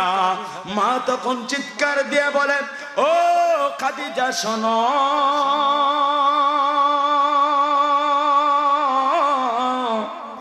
আমার কালামারি, এটা আমার 7 রাজার ধন, একে আমি কারো কাছে ভিক্ষা বা ফেলে দেব না। মা কি কখনো সন্তানকে ফেলে দেয়? ফেলে দেয় না। অথচ সন্তান যখন বয়সে পৌঁছে যায়, তখন মা বাবাকে এক সময় কষ্টের কারণ হয়ে যায়, জোরে বলুন ঠিক কিনা? তবে আরেকটা বিষয় বলছি, শ্বশুর শাশুড়ি যদি থাকেন, মা বাবা যদি থাকেন, উভয়কেই সমন্বয় করে চলার চেষ্টা করতে হবে। কারণ আমার মা যদি মনে করে বিয়ে দেওয়ার পরে ছেলে আমার পর হয়ে গেছে, মার এটা ভুল ধারণা। কারণ আমি যেমন তোমার ছেলে, মা, আমার মা অবশ্যই আছে, মা তুমি আবার মন খারাপ করো না, তোমাকে বলি না, মানে প্রত্যেক মাকে বলছি আর কি। আমি যেমন আমার মায়ের ছেলে, তেমনি ভাবে ওই বৌমা হিসেবে যে আসছে সেও কোনো মায়ের মেয়ে, ঠিক না বেঠিক? তোমার ঘরে যেটা আসছে সে, তাকে তুমি তোমার নিজের মেয়েই মনে করবা, তাহলে অশান্তি হবে না। আর তোমার ছেলে তোমার বিয়ের বাড়ি যদি কিছু নিয়ে যায়, তুমি গর্ব করে বলতে পারবা, আমার ছেলে আল্লাহর রহমতে খরচ করতে জানে। আমার ছেলে আমাকেও যেমন দেয় তার শ্বশুর শাশুড়িকেও বেশি ভালোবাসে। তোমার বাড়িতে তোমার জামাই যদি কিছু নিয়ে আসে, তুমি যেমন খুশি হয় সব এলাকায় বলো আমার জামাই একখান পাইছি। এলাকার সবচাইতে তো আপেল, কমলা, লিচু, বেদানা যা কিছু আছে সব আইটেম ফলমূল নিয়ে আসে, জামাই একখান পাইছি। তো তোমার জামাই, তোমার ছেলেও তো কারো জামাই, তো তোমার ছেলে নিয়ে গেলে তোমারও রাগ করা চলবে না, সমন্বয় করবা ইনশাআল্লাহ। প্রত্যেক শাশুড়িকে বলবো মেয়েটাকে, বৌমাটাকে মেয়ে মনে করবেন, আর ছেলেটাকে, আপনার ছেলেটাকে আরেকজনের ছেলে দিয়ে দিয়েছেন মনে করে ওয়াকফ করে আপনি এই নিয়তে যদি চলতে পারেন, তাহলে সংসারে কোনো শ্বশুর শাশুড়ির, কোনো বউ এবং শাশুড়ির, কোনো জামাই এবং শ্বশুর শাশুড়ির মধ্যে দ্বন্দ্ব হবে না। আল্লাহর ফজলে আমি এতটুকু বলতে পারি, 2 বছরে আমার সংসার আলহামদুলিল্লাহ 2 বছর হয়ে যাবে রমজান পার হলে। আমার 2 বছরের সংসারের জীবনে আমার মা আল্লাহর ফজলে তিনি এক আল্লাহর বান্দি, তিনি এক খাস আল্লাহর বান্দি। আশা করি আমার মায়ের দোয়ার চোখের পানি হয়তো আমি অনেকটা এগিয়ে গিয়েছি। আমার শাশুড়ি আমার নিজের স্ত্রীকে তার নিজের মেয়ের মতোই মহব্বত করে বলে আলহামদুলিল্লাহ। এবং আমার স্ত্রী তাকেও আমি বলে দিয়েছি, ওই মায়ের ব্যাপারে কিন্তু কোনো কনসিডার নাই, ওখানে আমি বলে দিয়েছি যে আমার শ্বশুর, আমার বাবা নেই, আমার বাবাকে যেভাবে শ্রদ্ধার আসনে, মাকে যেভাবে শ্রদ্ধার আসনে শাশুড়িকে রাখতো ওই জায়গায় রাখবো, তবে তোমাকে আমার মাকে তোমার মা হিসেবে শ্রদ্ধার আসনে রেখে সমস্ত খেদমতের চেষ্টা করতে হবে। চেষ্টা তুমি করবা, বাকিটুকু আল্লাহর ব্যবস্থা। এরপরে যদি না বোঝে আল্লাহ ব্যবস্থা দান করবেন ইনশাআল্লাহ। এজন্য এতটুকু বলতে পারি যে আমার অনেক সম্পদ নাই, আলহামদুলিল্লাহ অনেক শান্তিতে আছি, আলহামদুলিল্লাহ অনেক শান্তিতে আছি। আমার মাকে নিয়ে শান্তিতে আছি, আমার ফ্যামিলিকে নিয়ে আমি শান্তিতে আছি। আর আমার শ্বশুর এখানে আছে, তার ব্যাপারে কিছু বললাম না। আমার আল্লাহ তাআলার ফজলে আমার বিবাহের বিষয়টা আপনাদেরকে একটু বলি। হয়তো মনে করছেন যে অনেক বড় আলেম, তাহলে আলেম ছাড়া কেন বিবাহ হলো? আবার অনেকে মনে করছেন মতির তো অনেক জমি জমে আছে, এই ছেলেকে তাহলে এই জামাইকে বিবাহ দিল কেন? এতটুকু বলি যে আমার বিবাহের বিষয়ে 2 বছর 2.5 বছর থেকে আমার শ্বশুর লোক খুঁজতেছিল। 2.5 বছর আগ পর্যন্ত, 2 বছর আগ পর্যন্ত আমাকে বিবাহ দেওয়ার জন্য প্রস্তাব আসতেছিল। আমি বিবাহের জন্য কোনো সেখানে হা হচ্ছিলাম না। কেন হা না হওয়ার কারণ কি? তার সম্পদ আছে, আমার বন্ধুর আছে, আমার ফুফা শ্বশুরের ছেলে আমার সম্বন্ধে হচ্ছে, এখন বন্ধু, একই সাথে ক্লাসমেট। 2 বছর আগে থেকে বারবার প্রস্তাব দিচ্ছিল, আমি রাজি হচ্ছিলাম না। খুব রাগ হয়েছে। শেষমেশ আমার আর এক বন্ধু উজ্জ্বল, ওরই চাচা, ব্যর্থ হয়ে গেল। সে সবাই যখন ব্যর্থ, আমার চাচার কাছে মিনিমাম আমার চাচা বলছে বাবা প্রতিদিন 10 জন 15 জন আসে, বিভিন্ন দিক থেকে একই জায়গা থেকে প্রস্তাব যায়, কিন্তু আমি রাজি নই। সবাই জানে যে ওই বেচারার কাছে রাজি নয় কেন, আমরা তো কিছুই বলতে পারবো না। ওর রাজি হওয়ার বিষয়ে ওই জানে, বিবাহ যে করবে সেই যখন রাজি নয় তাহলে আমরা বলে কি? চাচা শেষমেশ বলছে বিবাহতে আমি করবো না, আমার কাছে বলে লাভ নাই, ভাতিজা করবে, ভাতিজার সাথে পরামর্শ করে জানানো হবে। চাচা ব্যর্থ। তো সব যখন ব্যর্থ, ওনারা একদম গাট্টি বস্তা গোল করে ওনারা আশা ছেড়ে দিয়েছে, আর এই জামাই পাওয়া যাবে না। এমনকি মনে মনে হয়তো ধারণাও করছে ওই জামাই আর দরকার নাই, আলেম দেখে দেবো, অন্য জায়গায় দেবো, এর আর দরকার নাই, ওর বাড়িও নাই, ঘরও নাই, আর এলেম আসছিল ওই জন্য বিয়া দিবে আছি, তো অকার দেবো না, অন্য আলেম দেখে দেবো। কি আব্বা চেষ্টা করছেন না? তো চেষ্টা করছে, অবশ্য চেষ্টা করছে, কিন্তু বিষয়টা হলো পরে আবার যখন আল্লাহর ফজলে একটা দিক থেকে প্রস্তাব গেল, এই প্রস্তাবটা আবার বলি, আমার বন্ধু হিমেল এবং আমার মসজিদের সেক্রেটারি সাহেব, বর্তমান জয়পুরহাটের, যেখানে 5 ওয়াক্ত পড়াই। আপনাদের আর একটা বিষয় আমি পরিষ্কার করবো, একটু পরেই করব। যেখানে আমাকে যখন বারবার আমার বাড়ি থেকেও যখন কারফিউ জারি হয়ে গেল, সুয়েল মামা সহ সবাই এলান করে দিল যে আগামী ঈদের পরে, ঈদুল ফিতরের পরে বিবাহ, পুরো এলাকা একবারে জারি। আমার রশিদা আবা বললো কেরে তোর বিয়া বলে, একবার এলাকা সব ভাইরাল যে আমার এলাকায় বিয়ে, অথচ আমি জানি না, আমি খালি পাশ কাটায় চলি। পুরা হিমেল যখন বিভিন্ন দিক থেকে করলো, চাপ যখন দিল, হাফেজ আলামিন মামাও যখন চাপ দিচ্ছিল বিভিন্ন দিক থেকে, উপর থেকে আমার সাহেব যখন, হুজুর যখন আমার চাপ দিলেন, আমি তখন ইস্তেখারা করলাম। এর আগেও যে কারণে 2 বছর থেকে আমি প্রস্তাবে রাজি হই না, সেটা বলার জন্য বলছি, অহংকারের জন্য নয়। 2 বছর আগে রাজি হয় না, ইস্তেখারা করেছি, লাগাতার 7 দিন রেজাল্ট আসে নাই, 1 মাস পরে ইস্তেখারা রেজাল্ট আসে নাই, 1 বছর পরে রেজাল্ট আসে নাই, 2 বছর পরে রেজাল্ট আসে নাই, 2.5 বছর পর আবার যখন পুনরায় নতুন করে প্রস্তাবের মাধ্যমে ইস্তেখারা করলাম, রেজাল্ট যখন আসলো, আল্লাহর ফজলে অত্যন্ত ভালো রেজাল্ট এসেছে। স্বয়ং উপর থেকে আল্লাহ পাকের পক্ষ থেকে, আমি মেয়েকে আগে একদিনও দেখি নাই, আল্লাহর কসম করে বলছি, স্বপ্ন যোগে ইস্তেখারার মাধ্যমে আল্লাহ তাআলা আমাকে মেয়েকে দেখায় দিয়েছে। এর আগে আমি মেয়েকে দেখি নাই, এবং এক আল্লাহর ওলি আমাকে হাত ধরে বলতেছে এই তোমার স্ত্রী হবে। বলি সুবহানাল্লাহ। কেন বিয়ে করলাম না? আল্লাহর পক্ষ থেকে ফয়সালা হয় নাই, ইস্তেখারায় পাই নাই, তাই বিয়েতে রাজি হয় নাই। যখন আল্লাহর পক্ষ থেকে ফয়সালা হয়েছে তো আমিও রাজি হয়েছি। বাস এখন মহব্বত, বরকত, রহমত যা কিছু আছে আল্লাহর পক্ষ থেকে হচ্ছে। এর জন্য আপনারা এখন মনে করছেন ইস্তেখারা কি? ইস্তেখারা দামি কোনো, অনেক দামি একটা ইবাদত, অনেক বড় মাপের একটা ইবাদত, কিন্তু খুব ছোট্ট আমল। অনেক বড় ইবাদত কিন্তু নিয়ম অনেক ছোট্ট। যদি কেউ করে, যে কোনো নেক কাজের ব্যাপারে যদি ইস্তেখারা করে শুরু করে, আল্লাহ তাকে তা জানিয়ে দিবেন। হয়তো স্বপ্নের মাধ্যমে পুরাটাই জানিয়ে দিবেন, অথবা মনের ভেতরে একটা ভালো উদ্রেক হবে যে কাজটা করা যাবে অথবা যাবে না। যদি যাবে মনে হয় তাহলে ওই কাজ করে সফল হবেন ইনশাআল্লাহ। যদি যাবে না মনে হয় তাহলে ওই কাজ করা যাবে না, করলে ওই কাজে সফল হওয়া যাবে না। এই জন্য ইস্তেখারা আল্লাহ জানিয়ে দিয়েছেন, সফল হয়েছে। আর একটা আপনাদের কাছে বলতে চাই, কিছুদিন আগে আমার খুব কাছের একজন ফোন দিল, তোমার নাম দেখি তুমি বিভিন্ন উল্টাপাল্টা নাম লেখো। কখনো দেখো রুহুল আমিন বিন মুসলিম জয়পুরি, কখনো দেখো মুফতি রুহুল আমিন জয়পুরি। আসলে আমার নাম শুধু রুহুল আমিন। কি নাম? শুধু রুহুল আমিন। এলাকার ডাক নাম রাজু। আমার ক্লাস 5 পর্যন্ত রাজুর সার্টিফিকেটও আছে। 6-এ যখন গেলাম হুজুরা বলেন রাজু আলেমদের নাম ভালো দেখায় না। দুইটা নামেরই আকিকা। রাজু রুহুল আমিন আমার নানি নাম রেখেছিল, রাজু আমার দাদার পক্ষ থেকে রাখা হয়েছিল। রুহুল আমিন রাজু এই নামটা আমার আল্লাহর ফজলে দুইটারই সার্টিফিকেট। তো পরবর্তীতে সার্টিফিকেটটা গ্রান্টেড, সেটা হলো রুহুল আমিন নামে। আমার অনার্স, মাস্টার্স, ফাজিল, কামিল, দাওরা, ইফতা যত সার্টিফিকেট সব জায়গায় রুহুল আমিন। এখন বিন মুসলিম কেন লাগানো হলো? বিন মানে হলো ছেলে, বিন মানে ছেলে, আর মুসলিম মানে বিনের পরে যেটা থাকবে তিনি হলো বাবা। আমার বাবার নাম মুসলিম, মুসলিমের ছেলে আমি রুহুল আমিন। রুহুল আমিন বিন মুসলিম মানে মুসলিমের ছেলে রুহুল আমিন। কথা বুঝতে পেরেছেন? আর জয়পুরি লাগানোর অর্থ হলো আমি নিজে নিজে লাগাই নাই। আমার ওস্তাদা বলতো তোমার বাড়ি জয়পুর হাট, তা হাট শব্দটা লাগালে কেমন কেমন দেখায়, এই জন্য তোমার নামের শেষে জয়পুরি লাগায় দেবা, তুমি একটা ভালো আলোচক হবা ইনশাল্লাহ। অনেক আগে আমার ওস্তাদ পীর মানুষ, উনি অনেক বড় বুজুর্গ, উনি বলেছিলেন তোমার নামের শেষে জয়পুরি লাগায় দেবা। রুহুল আমিন জয়পুরি এই জন্য আমি লাগাই দিই। অনেক সময় রুহুল আমিন বিন মুসলিম জয়পুরি। এখন থেকে আমি চেষ্টা করব রুহুল আমিন বিন মুসলিম জয়পুরি থাকবে ইনশাল্লাহ। এরপরে আপনাদের আর একটা প্রশ্ন জাগে যে কখনো লাগে জয়পুরহাটের ঠিকানা, কখনো লাগে ফরিদপুরের ঠিকানা, কখনো লাগে বাইতুল মামুর নারায়ণগঞ্জ ঢাকার ঠিকানা।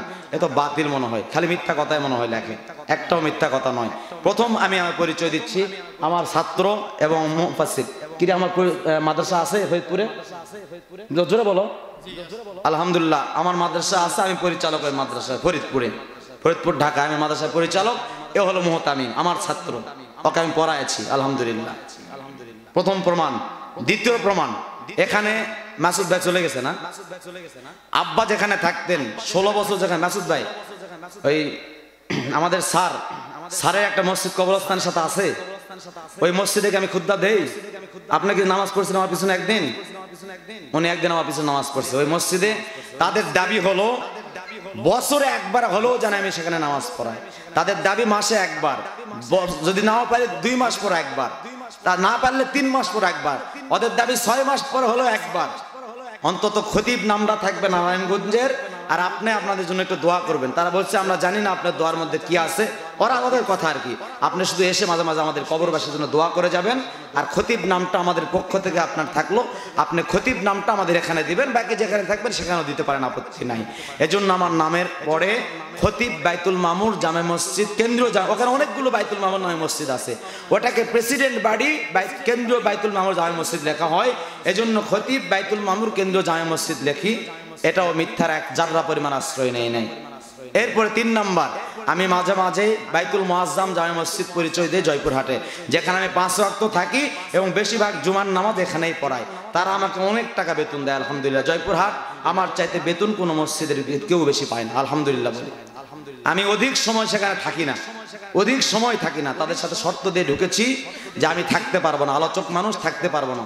এতটুকু বলি জয়পুরহাটে আমার চাইতে বেশি শুধু কেন্দ্র মসজিদের হুজুর, তার তুলনামূলক আমার চাইতে বেশি নয়। আমি সবচাইতে বেশি বেতন আল্লাহ আমাকে দেয় এবং সবচাইতে স্বাধীনতা আমারই বেশি। ওখানে মাসে 15 দিন 20 দিন আমি থাকি না। কালকে থেকে বের হবো আবার ফরিদপুর, একটানা একবারে রমজানের একদিন আগ পর্যন্ত একটা দিন আমার ফাঁকা নাই, শুধু 5 তারিখে ফাঁকা মাহফিল। এর আগে শুধু এসে জুমা পড়া আবার নীলফামারী চলে যাবো আগামী জুমায়। মামা একটা বিবাহের দাওয়াত দিয়েছিল কিন্তু করতে পারবো না। তো এই জন্য আপনারা আমাকে দোয়া করতে পারবেন না ইনশাল্লাহ?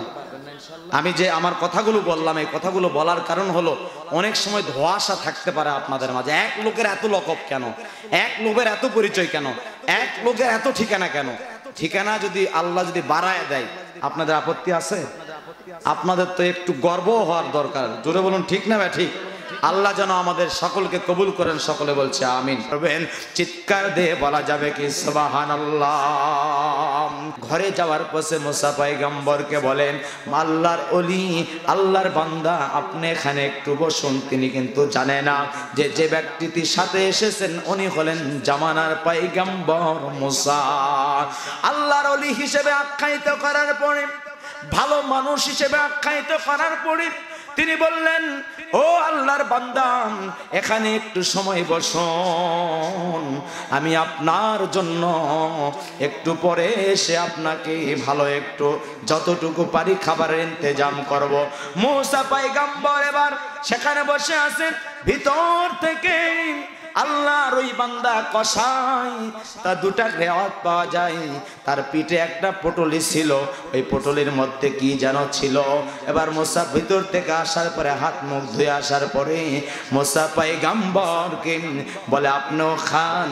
মুসা পয়গম্বরকে খাইতে বলার পরে ওই আল্লাহর বান্দা কসাই 1 লোকমা খায়, আর 2 লোকমা পটলার মধ্যে ভিতরে হাত ঢুকায় দেয়। বলে সুবহানাল্লাহ।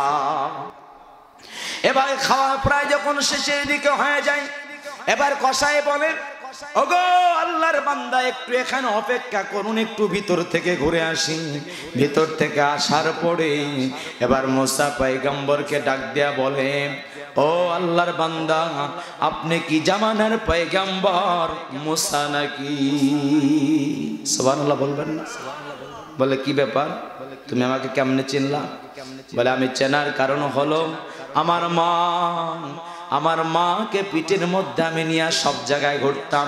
যখন গোস্ত কাটতাম, গোস্ত বিক্রয় করতাম, তখনও আমার মাকে পিঠে রাখতাম। বাজার করতাম, মাকে আমি পিছনে রাখতাম। আমার মাকে না খাওয়ানো পর্যন্ত আমি কোনোদিন খাই নাই। আমার মা সব সময় দোয়া করতো, আল্লাহ আমার সন্তান আমার খেদমত করছে, আমার সন্তানকে জামানার পয়গম্বর মুসা তার সাথে দেখা না হওয়া পর্যন্ত তুমি আমার মরণ দিও না। মুসা, আমি আপনার সঙ্গে আমার মাকে খাওয়ানোর পরে আমি পিঠে থেকে রাখিয়া যখন মাকে বিশ্রামের জন্য এখন বিছানা করে দিব, আমার মাকে যখন বিছানায় রাখলাম, আপনার সাথেই যে মাটা খাইল, তখন আমি বিছানায় যখন দিলাম, আমার মা আমার দিকে একবার তাকায়া আল্লাহ পাকের শুকরিয়া আদায় করার পরে দুনিয়া থেকে বিদায় হয়ে চলে গেল। আমার ধারণা মতে মায়ের দোয়া কখনো বিফলে যায় না। আমি ধারণা করেছি মুসা আপনি হলেন জামানার পয়গম্বর মুসা কালিমুল্লাহ। চিৎকার দিয়ে বলা যাবে কি সুবহানাল্লাহ। মুসা পয়গম্বর ডাক দিয়ে বলে, ভাই কসাই, আপনি যদিও কসাই, কিন্তু আল্লাহ আপনাকে এমন নিয়ামত দিয়েছেন, আপনি সত্যিই বলেছেন আমি মুসা পয়গম্বর আপনার সাথে দেখা করার জন্য এলাকায় এসেছি। আপনার জন্য সুসংবাদ হলো আপনি কসাই, আমি মুসা পয়গম্বরের সাথে জান্নাতে যাইতে পার।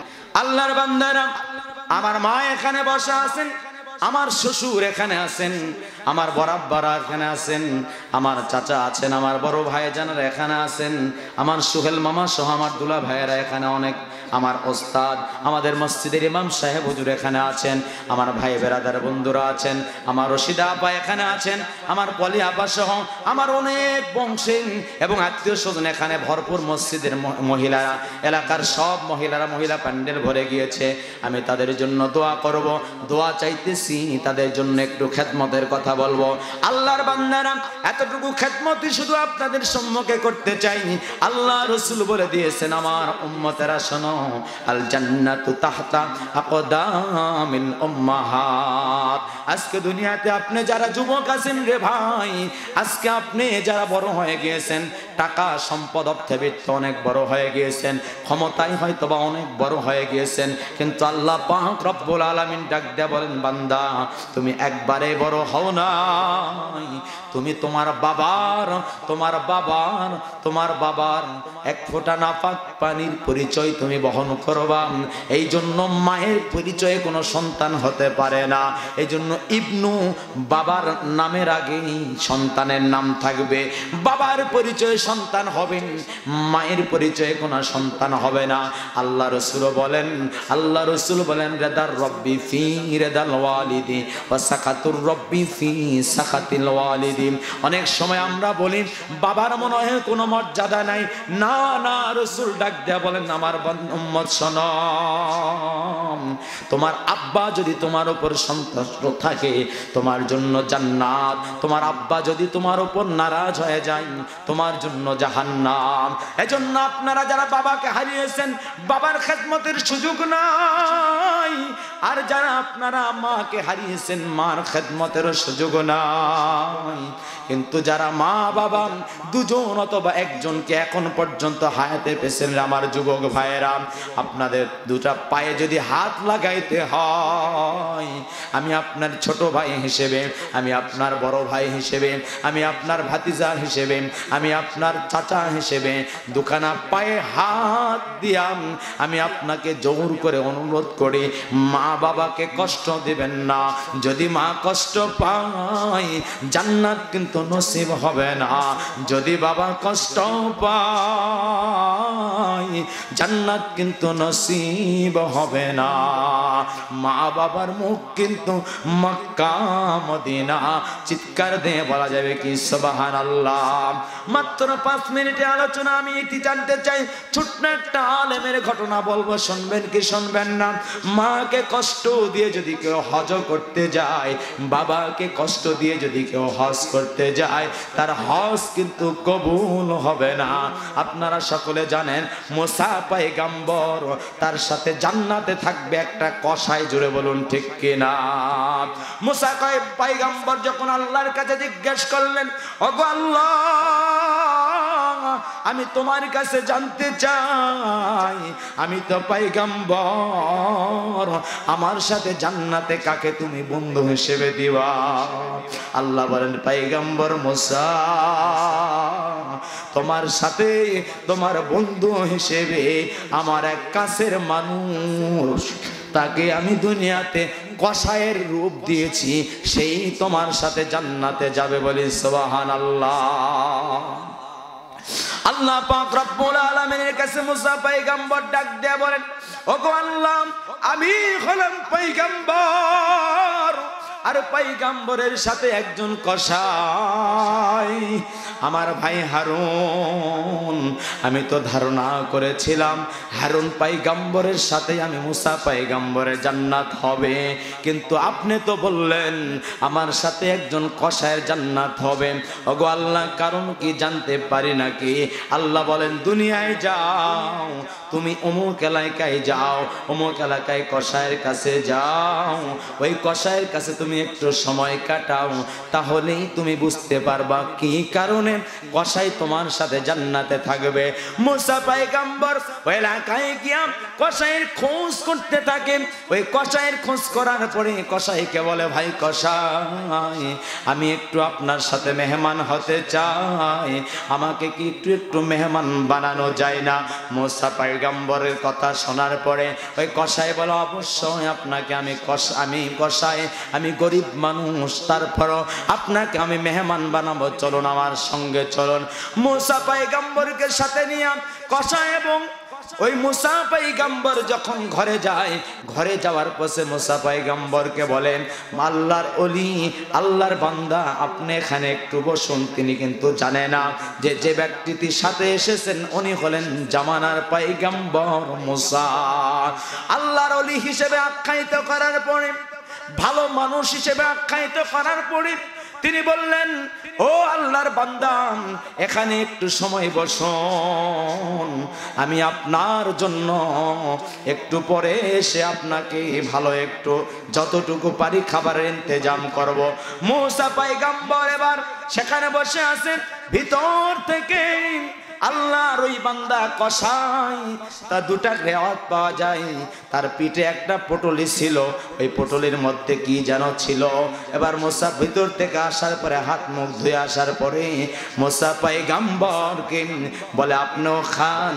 মুসা পয়গম্বরকে খাইতে বলার পরে ওই আল্লাহর বান্দা কসাই এক লোকমা খায় আর দুই লোকমা পটলার মধ্যে ভিতরে হাত ঢুকায় দেয়। বলে সুবহানাল্লাহ। এবার খাওয়া প্রায় যখন শেষের দিকে হয়ে যায়, এবার কসাই বলেন, ওগো আল্লাহর বান্দা, একটু এখানে অপেক্ষা করুন, একটু ভিতর থেকে ঘুরে আসি। ভিতর থেকে আসার পরে এবার মুসা পয়গম্বরকে ডাক দেয়া বলে, ও আল্লাহর বান্দা, আপনি কি জামানার পয়গম্বর মুসা নাকি? সুবহানাল্লাহ বলবেন না? বলে, কি ব্যাপার, তুমি আমাকে কেমনে চিনলা? বলে, আমি চেনার কারণ হলো আমার মাকে পিঠের মধ্যে আমি নিয়ে সব জায়গায় ঘুরতাম, যখন গোস্ত কাটতাম, গোস্ত বিক্রয় করতাম, তখন আমার মাকে পিঠে রাখতাম, বাজার করতাম, মাকে আমি পিছনে রাখতাম। আমার মাকে না খাওয়ানো পর্যন্ত আমি কোনোদিন খাই নাই। আমার মা সব সময় দোয়া করতো, আল্লাহ আমার সন্তান আমার খেদমত করছে, আমার সন্তানকে জামানার পয়গম্বর মুসা তার সাথে দেখা না হওয়া পর্যন্ত তুমি আমার মরণ দিও না। মুসা, আমি আপনার সঙ্গে আমার মাকে খাওয়ানোর পরে আমি পিঠে থেকে রাখিয়া যখন মাকে বিশ্রামের জন্য এখন বিছানা করে দিব, আমার মাকে যখন বিছানায় রাখলাম, আপনার সাথে যে মাটা খাইলো, তখন আমি বিছানায় যখন দিলাম, আমার মা আমার দিকে একবার তাকায়া আল্লাহ পাকের শুকরিয়া আদায় করার পরে দুনিয়া থেকে বিদায় হয়ে চলে গেল। আমার ধারণা মতে মায়ের দোয়া কখনো বিফলে যায় না। আমি ধারণা করেছি মুসা আপনি হলেন জামানার পয়গম্বর মুসা কালিমুল্লাহ। চিৎকার দিয়ে বলা যাবে কি সুবহানাল্লাহ। মুসা পয়গম্বর ডাক দিয়ে বলে, ভাই কসাই, আপনি যদিও কসাই, কিন্তু আল্লাহ আপনাকে এমন নিয়ামত দিয়েছেন, আপনি সত্যিই বলেছেন আমি মুসা পয়গম্বর আপনার সাথে দেখা করার জন্য এলাকায় এসেছি। আপনার জন্য সুসংবাদ হলো আপনি কসাই, আমি মুসা পয়গম্বরের সাথে জান্নাতে যাইতে পারবেন। চিৎকার দিয়ে বলা যাবে কি সুবহানাল্লাহ। আল্লাহ রাসূল যখন হাদিস খানা বর্ণনা করছিলেন, রাসূলের চোখ দিয়ে দর কোণে পানি পড়ছিলেন। সাহাবায়ে কেরাম তখন জিজ্ঞাসা করছে, ইয়া রাসূলুল্লাহ, এটা কি মুসা পয়গম্বরের সাথে আর ওই কসাইয়ের সাথেই শুধু সম্পর্কটা খাস নাকি আমরা আপনার উম্মত হিসেবে, আপনার সাহাবী হিসেবে আমাদেরও কোনো এখানে উপকার আছে? রাসূল ডাক দেয়া বলেন, শুধু মুসা পয়গম্বর নয়, কিয়ামত পর্যন্ত যত আমার উম্মত আসবে, সমস্ত উম্মতরা যদি মায়ের খেদমত করে, বাবার খেদমত যদি করে, বাবা যদি সন্তুষ্ট থাকে, মা যদি সন্তুষ্ট থাকে, প্রত্যেকেই ওই যুগের পয়গম্বরদের, বনি ইসরাইলের পয়গম্বরদের সাথে তারা জান্নাতে একসাথেই থাকবে। বলি সুবহানাল্লাহ। আমি অধিকার বিস্তারিত আলোচনা করতে চাই না, আপনাদের সম্মুখে আর যে এতটুকুই পেশ করতে চাই। একজন আলেম হজ করার জন্য, নফল হজের জন্য যখন মায়ের কাছে অনুমতি চায়, মা বলে, বাপরে আমি বৃদ্ধ হয়ে গিয়েছি, তুই নফল হজে যাস না, আমার কে খেদমত করবে? প্রথম বছর যায় না, দ্বিতীয় বছর অনুমতি চেয়েছে দেয় নাই, তৃতীয় বছর অনুমতি চেয়েছে দেয় নাই, সংক্ষেপে বলছি চতুর্থ বছরে সন্তানের রাগ হয়েছে, একটু একটু এলেমও জানে, একটু আলেমও। সেবার বলতেছে আমি আর তোমার কথা শুনতেছি না, তুমি তো এখনো ভালোই আছো, একটু ভালোভাবে চলাফেরা করিও। আমি হজ করে মাত্র কয়েকদিন পরেই তোমার এসে খেদমত করব। আর তুমি তো এখনো সুস্থই আছো, মারাও তো যাও নাই। তুমি আমাকে নিষেধ করলেও আমি তোমার নিষেধ শুনবো না। খানায়ে কাবার জিয়ারত আমি করতে পারতেছি না, মক্কায় আমার দিলটা পড়ে আছে, রাসূলের রওজা তাহারে আমার দিলটা পড়ে আছে। আমি তোমাকে রেখে গেলাম, তুমি যা পারো তাই করো। মাকে না বলে সন্তান যখন রওনা দিয়েছে, মা যখন আব্দুল্লাহ আব্দুল্লাহ বলে কয়েকবার ডাক দিয়েছে, যখন খুঁজে পাই না, মনে হয়েছে আব্দুল্লাহ হয়তো হজেই চলে গিয়েছে। এবার আল্লাহর কাছে দোয়া করে বলে, ওগো আল্লাহ, যে সন্তানটা আমাকে খেদমত না করে খানায়ে কাবা দেখতে যায়, ওর চোখ দুখানা তুমি তুলে নেওয়ার ব্যবস্থা করিও। যে আমার খেদমত না করিয়া খানায়ে কাবার গিলাফ ধরতে চায়, ওই হাতের শাস্তি তুমি দুনিয়াতে দিয়ে দিও। যে আমাকে না দেখিয়া খানায়ে কাবা দেখতে যায়, ওকে তুমি খানায়ে কাবা আর দেখায়ও না। পাও কেটে নেওয়া হয়, চোখ তুলে নেওয়া হয়। যখন এলান দেওয়া শুরু হবে, এলান দেওয়ার আগে আলেম ডাক দেওয়া বলে, ভাই এই এলান দিও না, ওর এলানটা একটু উল্টা করে দাও। এলান দাও যে মায়ের খেদমত না করে যদি কেউ খানায়ে কাবা দেখতে চায়, খানায়ে কাবার গিলাফ যদি কেউ ধরতে চায়, চোরের আসামির ট্যাগ লাগিয়ে তার হাত দুটা কেটে নেওয়া হয়। মাকে না দেখে, মায়ের চেহারা না দেখে যদি কেউ খানায়ে কাবা দেখতে চায়, তাকে খানায়ে কাবা দেখার বদলে তার চোখ দুখানা তুলে নেওয়া হয়। এবং খানায়ে কাবার তওয়াফ করতে যে পা দুখানা লাগে, মাকে নিয়ে যদি একটু পা দিয়ে হাঁটতে না পারে, আর তার বদলে যদি খানায়ে কাবা হাঁটতে চায়, তাকে খানায়ে কাবার হাঁটার বদলে তার পা দুখানা কেটে নেওয়া হয়। এই এলান দিয়ে দাও। বলছে কেন এই কথা বলছেন? এই কথা বলার কারণ হলো আমি এই অপরাধী। সকল লজ্জিত হয়েছে, সকলে বলছে আমাদের ভুল হয়ে গিয়েছে। কিন্তু বলেন তো দেখি, মায়ের দোয়া কারেন্টের মতো লাগছে না, লাগে না? এজন্য যুবকরা কারা কারা পারবো, মা বাবা যদি বেঁচে থাকে খেদমত করব, তাদের আমরা কোনোদিন কষ্ট দিব না, পারবো তো ইনশাল্লাহ। কারা কারা পারবো আল্লাহ কবুল করেন, সকলে বলছে আমিন। আল্লাহ পাকের বান্দারা, আর আপনাদের আমি বিরক্ত কারণ হব না। আপনারা সকলে জানেন আমি কোনো বিরক্তির কারণ হব না। রব ডাক দিয়ে বলেন, ইন্নাল্লাহা আশতারা মিনাল মুমিনিনা আমওয়ালাহুম ওয়া আনফুসাহুম বিআন্না লাহুমুল জান্নাহ। আল্লাহ বলেন, আমার বান্দারা শোনো, আমি তোমাকে সম্পদ দিয়েছি আমার জন্য, আমি তোমাকে জীবন দিয়েছি আমার জন্য। তোমার সম্পদ, ইন্নাল্লাহা আশতারা মিনাল মুমিনিনা আনফুসাহুম ওয়া আমওয়ালাহুম বিআন্না লাহুমুল জান্নাহ।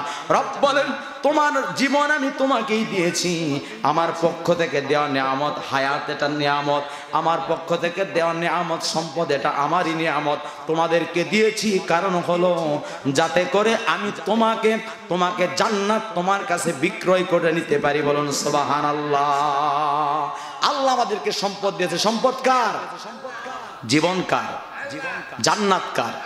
আল্লাহ বলেন, জান্নাতও আমার, জীবনও আমার, সম্পদও আমার, কিন্তু জান্নাত আমি তোমাদের কাছে বিক্রয় করে দিলাম। বলি সুবহানাল্লাহ। বিনিময় তোমাদের কাছ থেকে তোমাদের সম্পদটা আমি কিনে নিলাম, আর তোমাদের জান্নাত, তোমাদের জীবনটা আমি কিনে নিলাম। আল্লাহর দেওয়া জীবন আল্লাহর কাছে বিক্রয় করতে কোনো আপত্তি আছে? আল্লাহ রাসূল বলেন, মাম বানা বাইতান ফিদ দুনিয়া বানাল্লাহু বাইতান ফিল জান্নাহ। আল্লাহ রাসূল বলেন, দুনিয়াতে যদি কেউ একটি ঘর, আল্লাহর ঘর, মসজিদ কেউ বানায়, আল্লাহ পাক তাকে জান্নাতের মধ্যে একটি ঘর দান করবেন তার জন্য। বলে সুবহানাল্লাহ।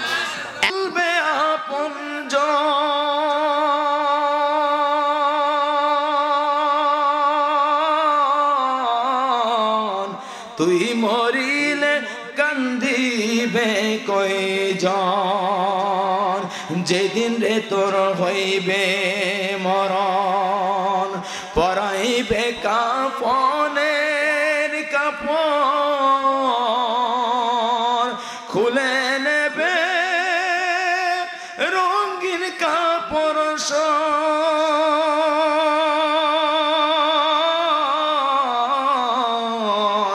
তুই মরিলে কান্দিবে কয়জন, ওরে মন, তুই মরিলে কান্দিবে কয়জন। আর কোনো আলোচনা নয়, কোনো কথা নয়, সরাসরি অত্র এলাকা এবং বিভিন্ন এলাকা থেকে আগত সকলের স্বজনদের কবরের আত্মীয় স্বজনদের কবরের রুহের মাগফিরাতের জন্য এবং আমাদের এলাকা দক্ষিণ জিয়াপুর, দক্ষিণ জালালপুর, আমিরা, উত্তরপাড়া, দক্ষিণপাড়া, মধ্যপাড়া সহ জালালপুর এবং মোহাম্মদপুর, আওয়ালগাড়ি, নদীরকুল, কুলাপাড়া, রোয়ার সমস্ত গ্রাম, নলডাঙ্গা, খাগড়া সমস্ত গ্রামের এবং ওপার থেকেও যদি কেউ বিভিন্ন অঞ্চল থেকে আসেন সকলের রুহের মাগফিরাতের জন্য কবর জিয়ারতের উদ্দেশ্যে কবরে সালাম জানিয়ে কয়েকবার ইস্তেগফার, একবার সূরা ফাতিহা, 3 বার সূরা ইখলাস ও দরুদ শরীফ পাঠ করে। জি ভাই বলেন। ভাই জি ভাই, জি ভাই, জি ভাই।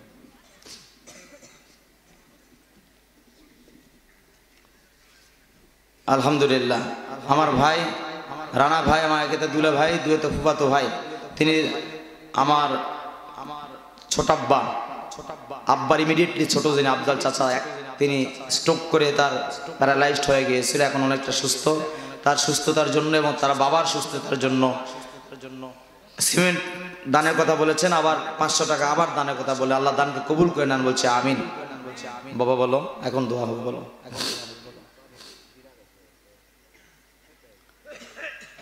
আল্লাহে তাকবীর। আমার ভাতিজা নাসিম, তার অনেক খেদমত করছে, কষ্ট করছে, এই ছেলেগুলো অনেক খেদমত করছে, এরা আবার দানও করতে যাচ্ছে। কোন মাসুদ? আচ্ছা, মাসুদ রানা আগে 3 বস্তা দিতে চেয়েছিলেন, আবার 1 বস্তা 4 বস্তা দিবেন। আল্লাহ এনাদের দানকে কবুল করে নেন, আমার ভাতিজা নাসিমের দানকে আল্লাহ কবুল করে নেন, সমস্ত বালা মুসিবতগুলো দূর করে দেন। আস্তাগফিরুল্লাহ। আসসালামু আলাইকুম আহলাল কবর। প্রথমে সালাম জানাই, আস্তাগফিরুল্লাহ রব্বি মিন কুল্লি জানবি ওয়া আতুবু ইলাইহি।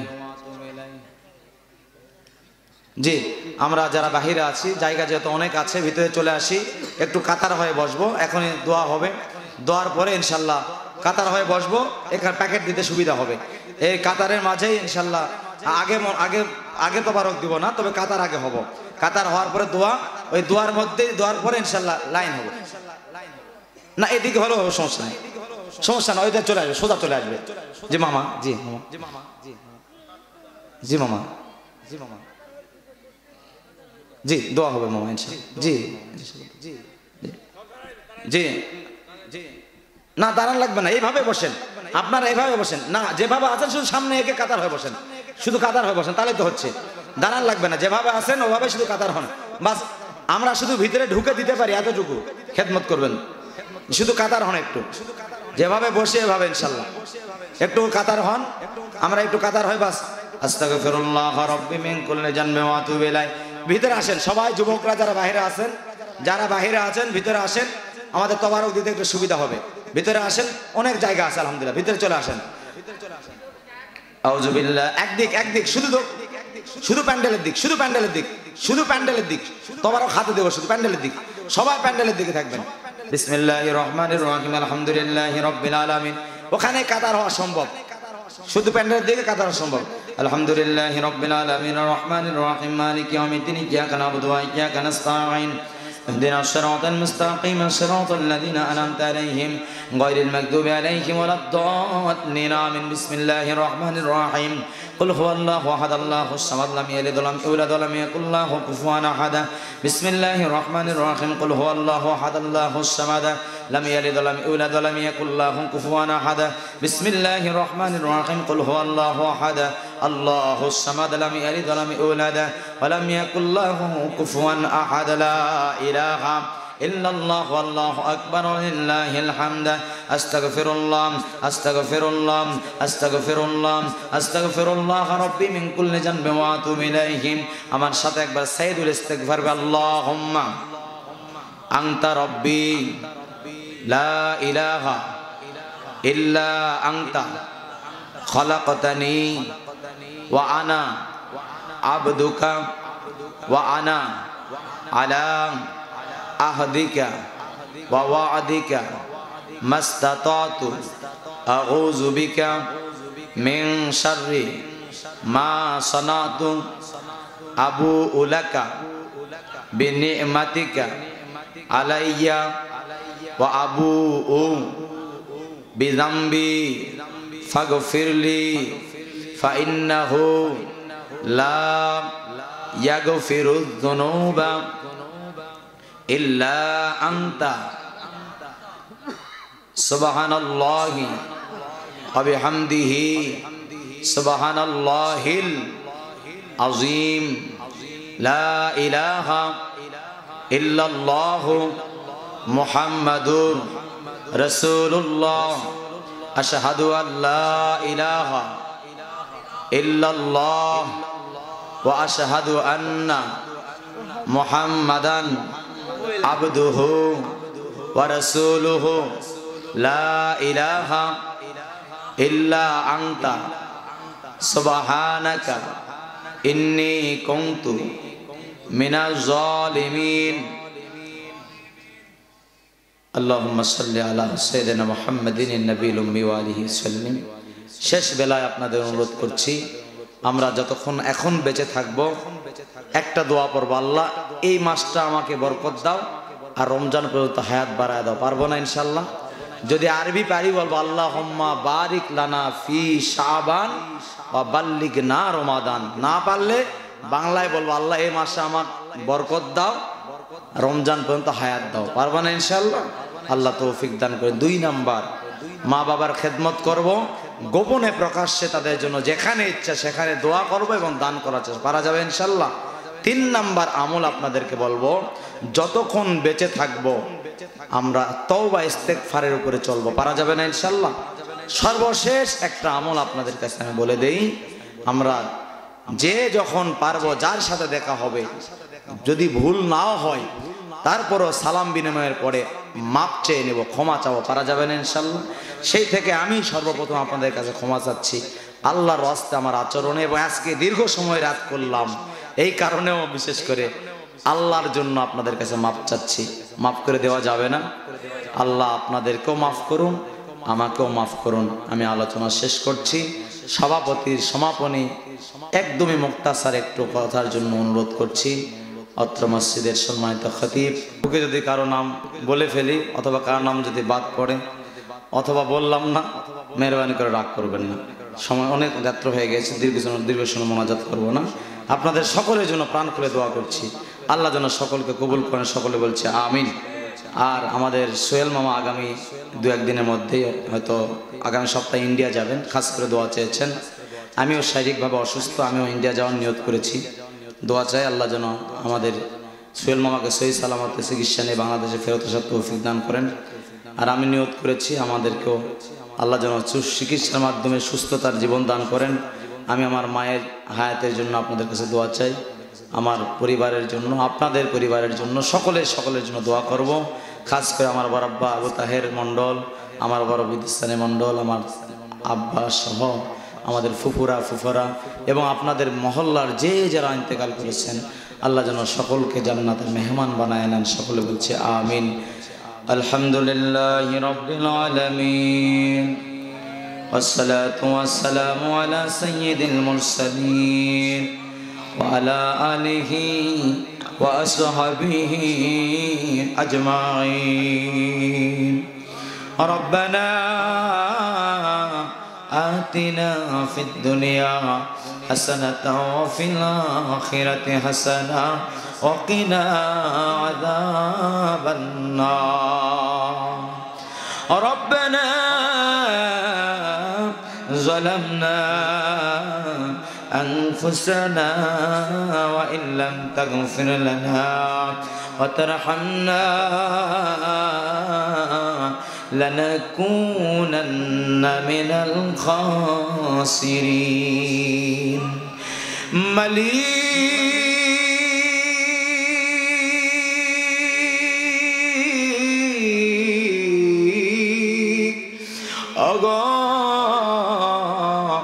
অসহায়ের মালিক,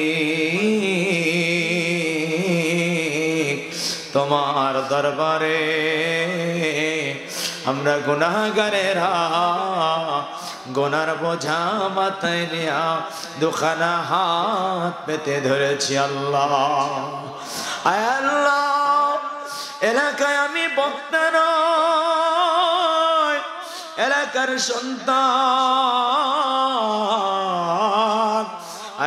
এলাকার ভাতিজা, এলাকার ভাই, আল্লাহ স্নেহের আদরের কাওবা শাসনের আল্লাহ মালিক গো,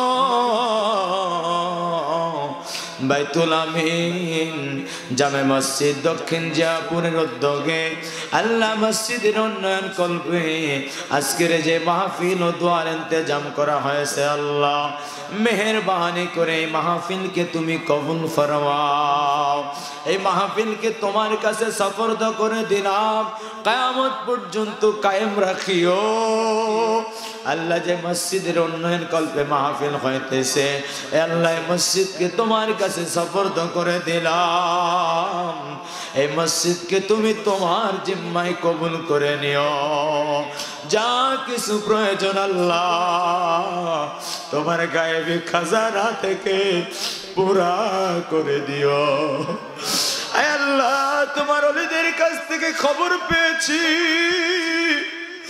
এই মসজিদ তোমার নবীজির বন্ধু হযরতে আবু বকরের বংশধরের দ্বারা প্রতিষ্ঠিত। আল্লাহ গোড়াপত্তন হয়েছে, ইয়ামান থেকে তোমার বন্ধু এসে করে গিয়েছে। আল্লাহ তোমার বন্ধুর হাতে প্রতিষ্ঠিত মসজিদটাকে তুমি যা কিছু প্রয়োজন তোমার গায়েবী খাজানা থেকে পূরণ করে দাও। কিয়ামতের ময়দানে মসজিদ যখন জান্নাতের দিকে দৌড়াইতে থাকবে, যত মুসল্লি তোমার মসজিদে ইবাদত করেছে, সেজদা দিয়েছে, আল্লাহ সমস্ত মুসল্লি বাপজান ভাইজানদেরকে জান্নাতের দিকে হাঁকায়া নিও। আল্লাহ মালিক গো, এই মসজিদের জন্য জায়গা দিয়ে যারা বিদায় হয়ে চলে গিয়েছে, আল্লাহ অর্থ দিয়ে যারা বিদায় হয়ে চলে গিয়েছে, শ্রম দিয়ে কান্না দিয়ে যারা বিদায় হয়ে চলে গিয়েছে, আল্লাহ আজকে অনেকেই দুনিয়ায় নাই, মেহেরবানি করে আল্লাহ সবার কবরগুলোকে তুমি জান্নাতের বাগান বানায়া দাও। আয় আল্লাহ, মসজিদের উন্নয়নের জন্য এলাকার মুরব্বী হিসেবে আল্লাহ যেসব মুরব্বীরা বর্তমানে বেঁচে আছেন, তাদের হাত দিয়া মসজিদের উদ্বোধন করার চেষ্টা করা হয়েছে। আল্লাহ মালিক গো, আমরা তোমার কাছে দোয়া করি এই মুরব্বী এবং যুবকগুলোর দ্বারা কমপ্লিট মসজিদ তুমি তৈরি করে দিও। আল্লাহ মালিক গো, এলাকার বিভিন্ন দূর দূরান্ত থেকে আগত আল্লাহ বিভিন্ন বাপজান ভাইজানেরা মসজিদে দান করলেন, আল্লাহ সবার দানগুলোকে তুমি কবুল ফরমাও। ও আল্লাহ, আমরা যারা হাত তুলেছি আমাদের প্রত্যেকের জনম দুঃখিনী মা, দরদের আব্বা যারা দুনিয়া থেকে বিদায় হয়ে গিয়েছে, আল্লাহ তোমার বান্দাদের চোখের দিকে তাকায়া দেখো, দাড়িগুলো পেকে গেছে কিন্তু মাকে ভুলে না, যুবক হয়ে গিয়েছে, সন্তানের বাবা হয়ে গিয়েছে, মা বাবাকে ভুলে নাই। পর্দার অন্তরালে আমার কত মা কত বোন মাকে হারিয়েছে, বাবাকে হারিয়েছে, ওই যে শেষ দেখা বাবাকে দেখে এসেছে, ওই যে মাকে দেখে এসেছে, আর গিয়ে মা বাবাকে চেহারা লাশ সারা জীবিত দেখতে পায় না। আল্লাহ এলাকায় কত বোন এসেছে, মাকে দেখে গিয়েছে স্বামীর বাড়ি, বাবাকে দেখে গিয়েছে শ্বশুর বাড়ি, ফিরে এসে অসুস্থতার খবর পায়, বাবা আর দুনিয়ায় না। আয় আল্লাহ, আমার চোখের সামনে এলাকার অনেক মুরব্বীর চেহারা ভেসে আসে যারা দুনিয়ায় নাই। আল্লাহ সবার নাম বলতে গেলে অনেক সময় লেগে যাবে। আল্লাহ আমাদের এই পাড়ার সবাইকে তোমার কাছে সুপর্দ করে দিলাম। আয় আল্লাহ, আমার দাদা দাদি আল্লাহ আমার ফুফা ফুফু বড় আব্বা আব্বা বড় আম্মা বড় ভাই আপারা সহ শালম মেট্টুন ভাই সহ আমার বন্ধু নাজমুল সহ আল্লাহ আলম ভাইয়ের বাবা মা আল্লাহ জালাল ভাই আল্লাহ কামাল ভাই সহ আমার মোহাম্মতি বড় ভাই রেজাউল ভাই হযরত আলী বড় আব্বা বড় আম্মা সহ মতলিবুর রহমানের ভাই বাবুল ভাইয়ের মা বাবা আল্লাহ আব্দুল জব্বার বড় আব্বার মা বাবা আল্লাহ নজিমুদ্দিন বড় আব্বা আনোয়ার ভাইয়ের মা আল্লাহ আব্দুল জব্বার বড় আব্বার মেয়ে হারুন্দুল্লাহ ভাইয়ের মা বাবা ফেরদাউসের বাবা সহ আমার ফুফা আল্লাহ ফুফাদু ভাই আব্দুর রশিদ দুদু ভাই সেকেন্দার ভাইয়ের মা বাবা আফজালুল্লাহ ভাইয়ের মা বাবা দুলাল চাচার বাবা আব্দুল মান্নান বরাব্বার মা বাবা আব্দুর রহমান বগা ভাই তার বাবা তার মা আয় আল্লাহ আল্লাহ এই বংশ থেকে যারা বিদায় হয়ে গিয়েছে আমাদের পাড়া থেকে যারা বিদায় হয়ে গিয়েছে আল্লাহ মেহেরবানি করে আল্লাহ আমার বরাব্বা যিনি দান করলেন আল্লাহ আমাদের এলাকার মুরব্বী আবুল হোসেন সর্দার বরাব্বার মা বাবা তার ছোট ভাই আল্লাহ সুহেল মামার দাদা দাদি আল্লাহ আমার ফুফা নানা তার নানা আমার ফুফু তার নানি আমার ভাই তার মামা আয় আল্লাহ তার বংশে যারা বিদায় হয়ে গিয়েছে আল্লাহ মন্তাজ মামার বাবা আয় আল্লাহ আব্দুল চাচার মা বাবা আয় আল্লাহ ওয়াসিম ভাইয়ের বাবা সহ মালিক গো মঞ্জু ভাইয়ের ছেলে নাজমুল তার বাবা তার মা মালিক গো মুকুল ভাইয়ের মা বাবা মামুন রশিদ বন্ধু ভাইয়ের মা বাবা আয় আল্লাহ ওই সর্দার পাড়া নিবাসী যারা বিদায় হয়ে চলে গিয়েছে রজব আলী বরাব্বা সহ তার ভাইয়ের বাবা সহ আয় আল্লাহ হেফাজউদ্দিন ভাইয়ের মা বাবা সহ কয়েকদিন আগে আবু বকর ভাই বিদায় হয়ে চলে গেলেন আয় আল্লাহ তার ছেলে সাদ্দাম আল্লাহ বকর ভাইয়ের মা বাবা সহ আয় আল্লাহ এই পাড়া মহল্লার আমির পাড়ার যারা বিদায় হয়ে গেলেন সমস্ত পাড়া মহল্লার আল্লাহ আমিরা জালালপুর জিয়াপুর উত্তর পাড়া দক্ষিণ পাড়া ওয়ালগাড়ি আমার দাদা শ্বশুর দাদের শাশুড়ি সহ প্রত্যেকের মা বাবা যারা দোয়া চেয়েছেন আল্লাহ সবার কবর গুলোকে তুমি জান্নাতের বাগান বানায়া দাও আয় আল্লাহ আমার ডান পাশে আমার উস্তাদ বসা আমার বাম পাশে আল্লাহ বাইতুল নূর জামে মসজিদের খতিব সাহেব বসা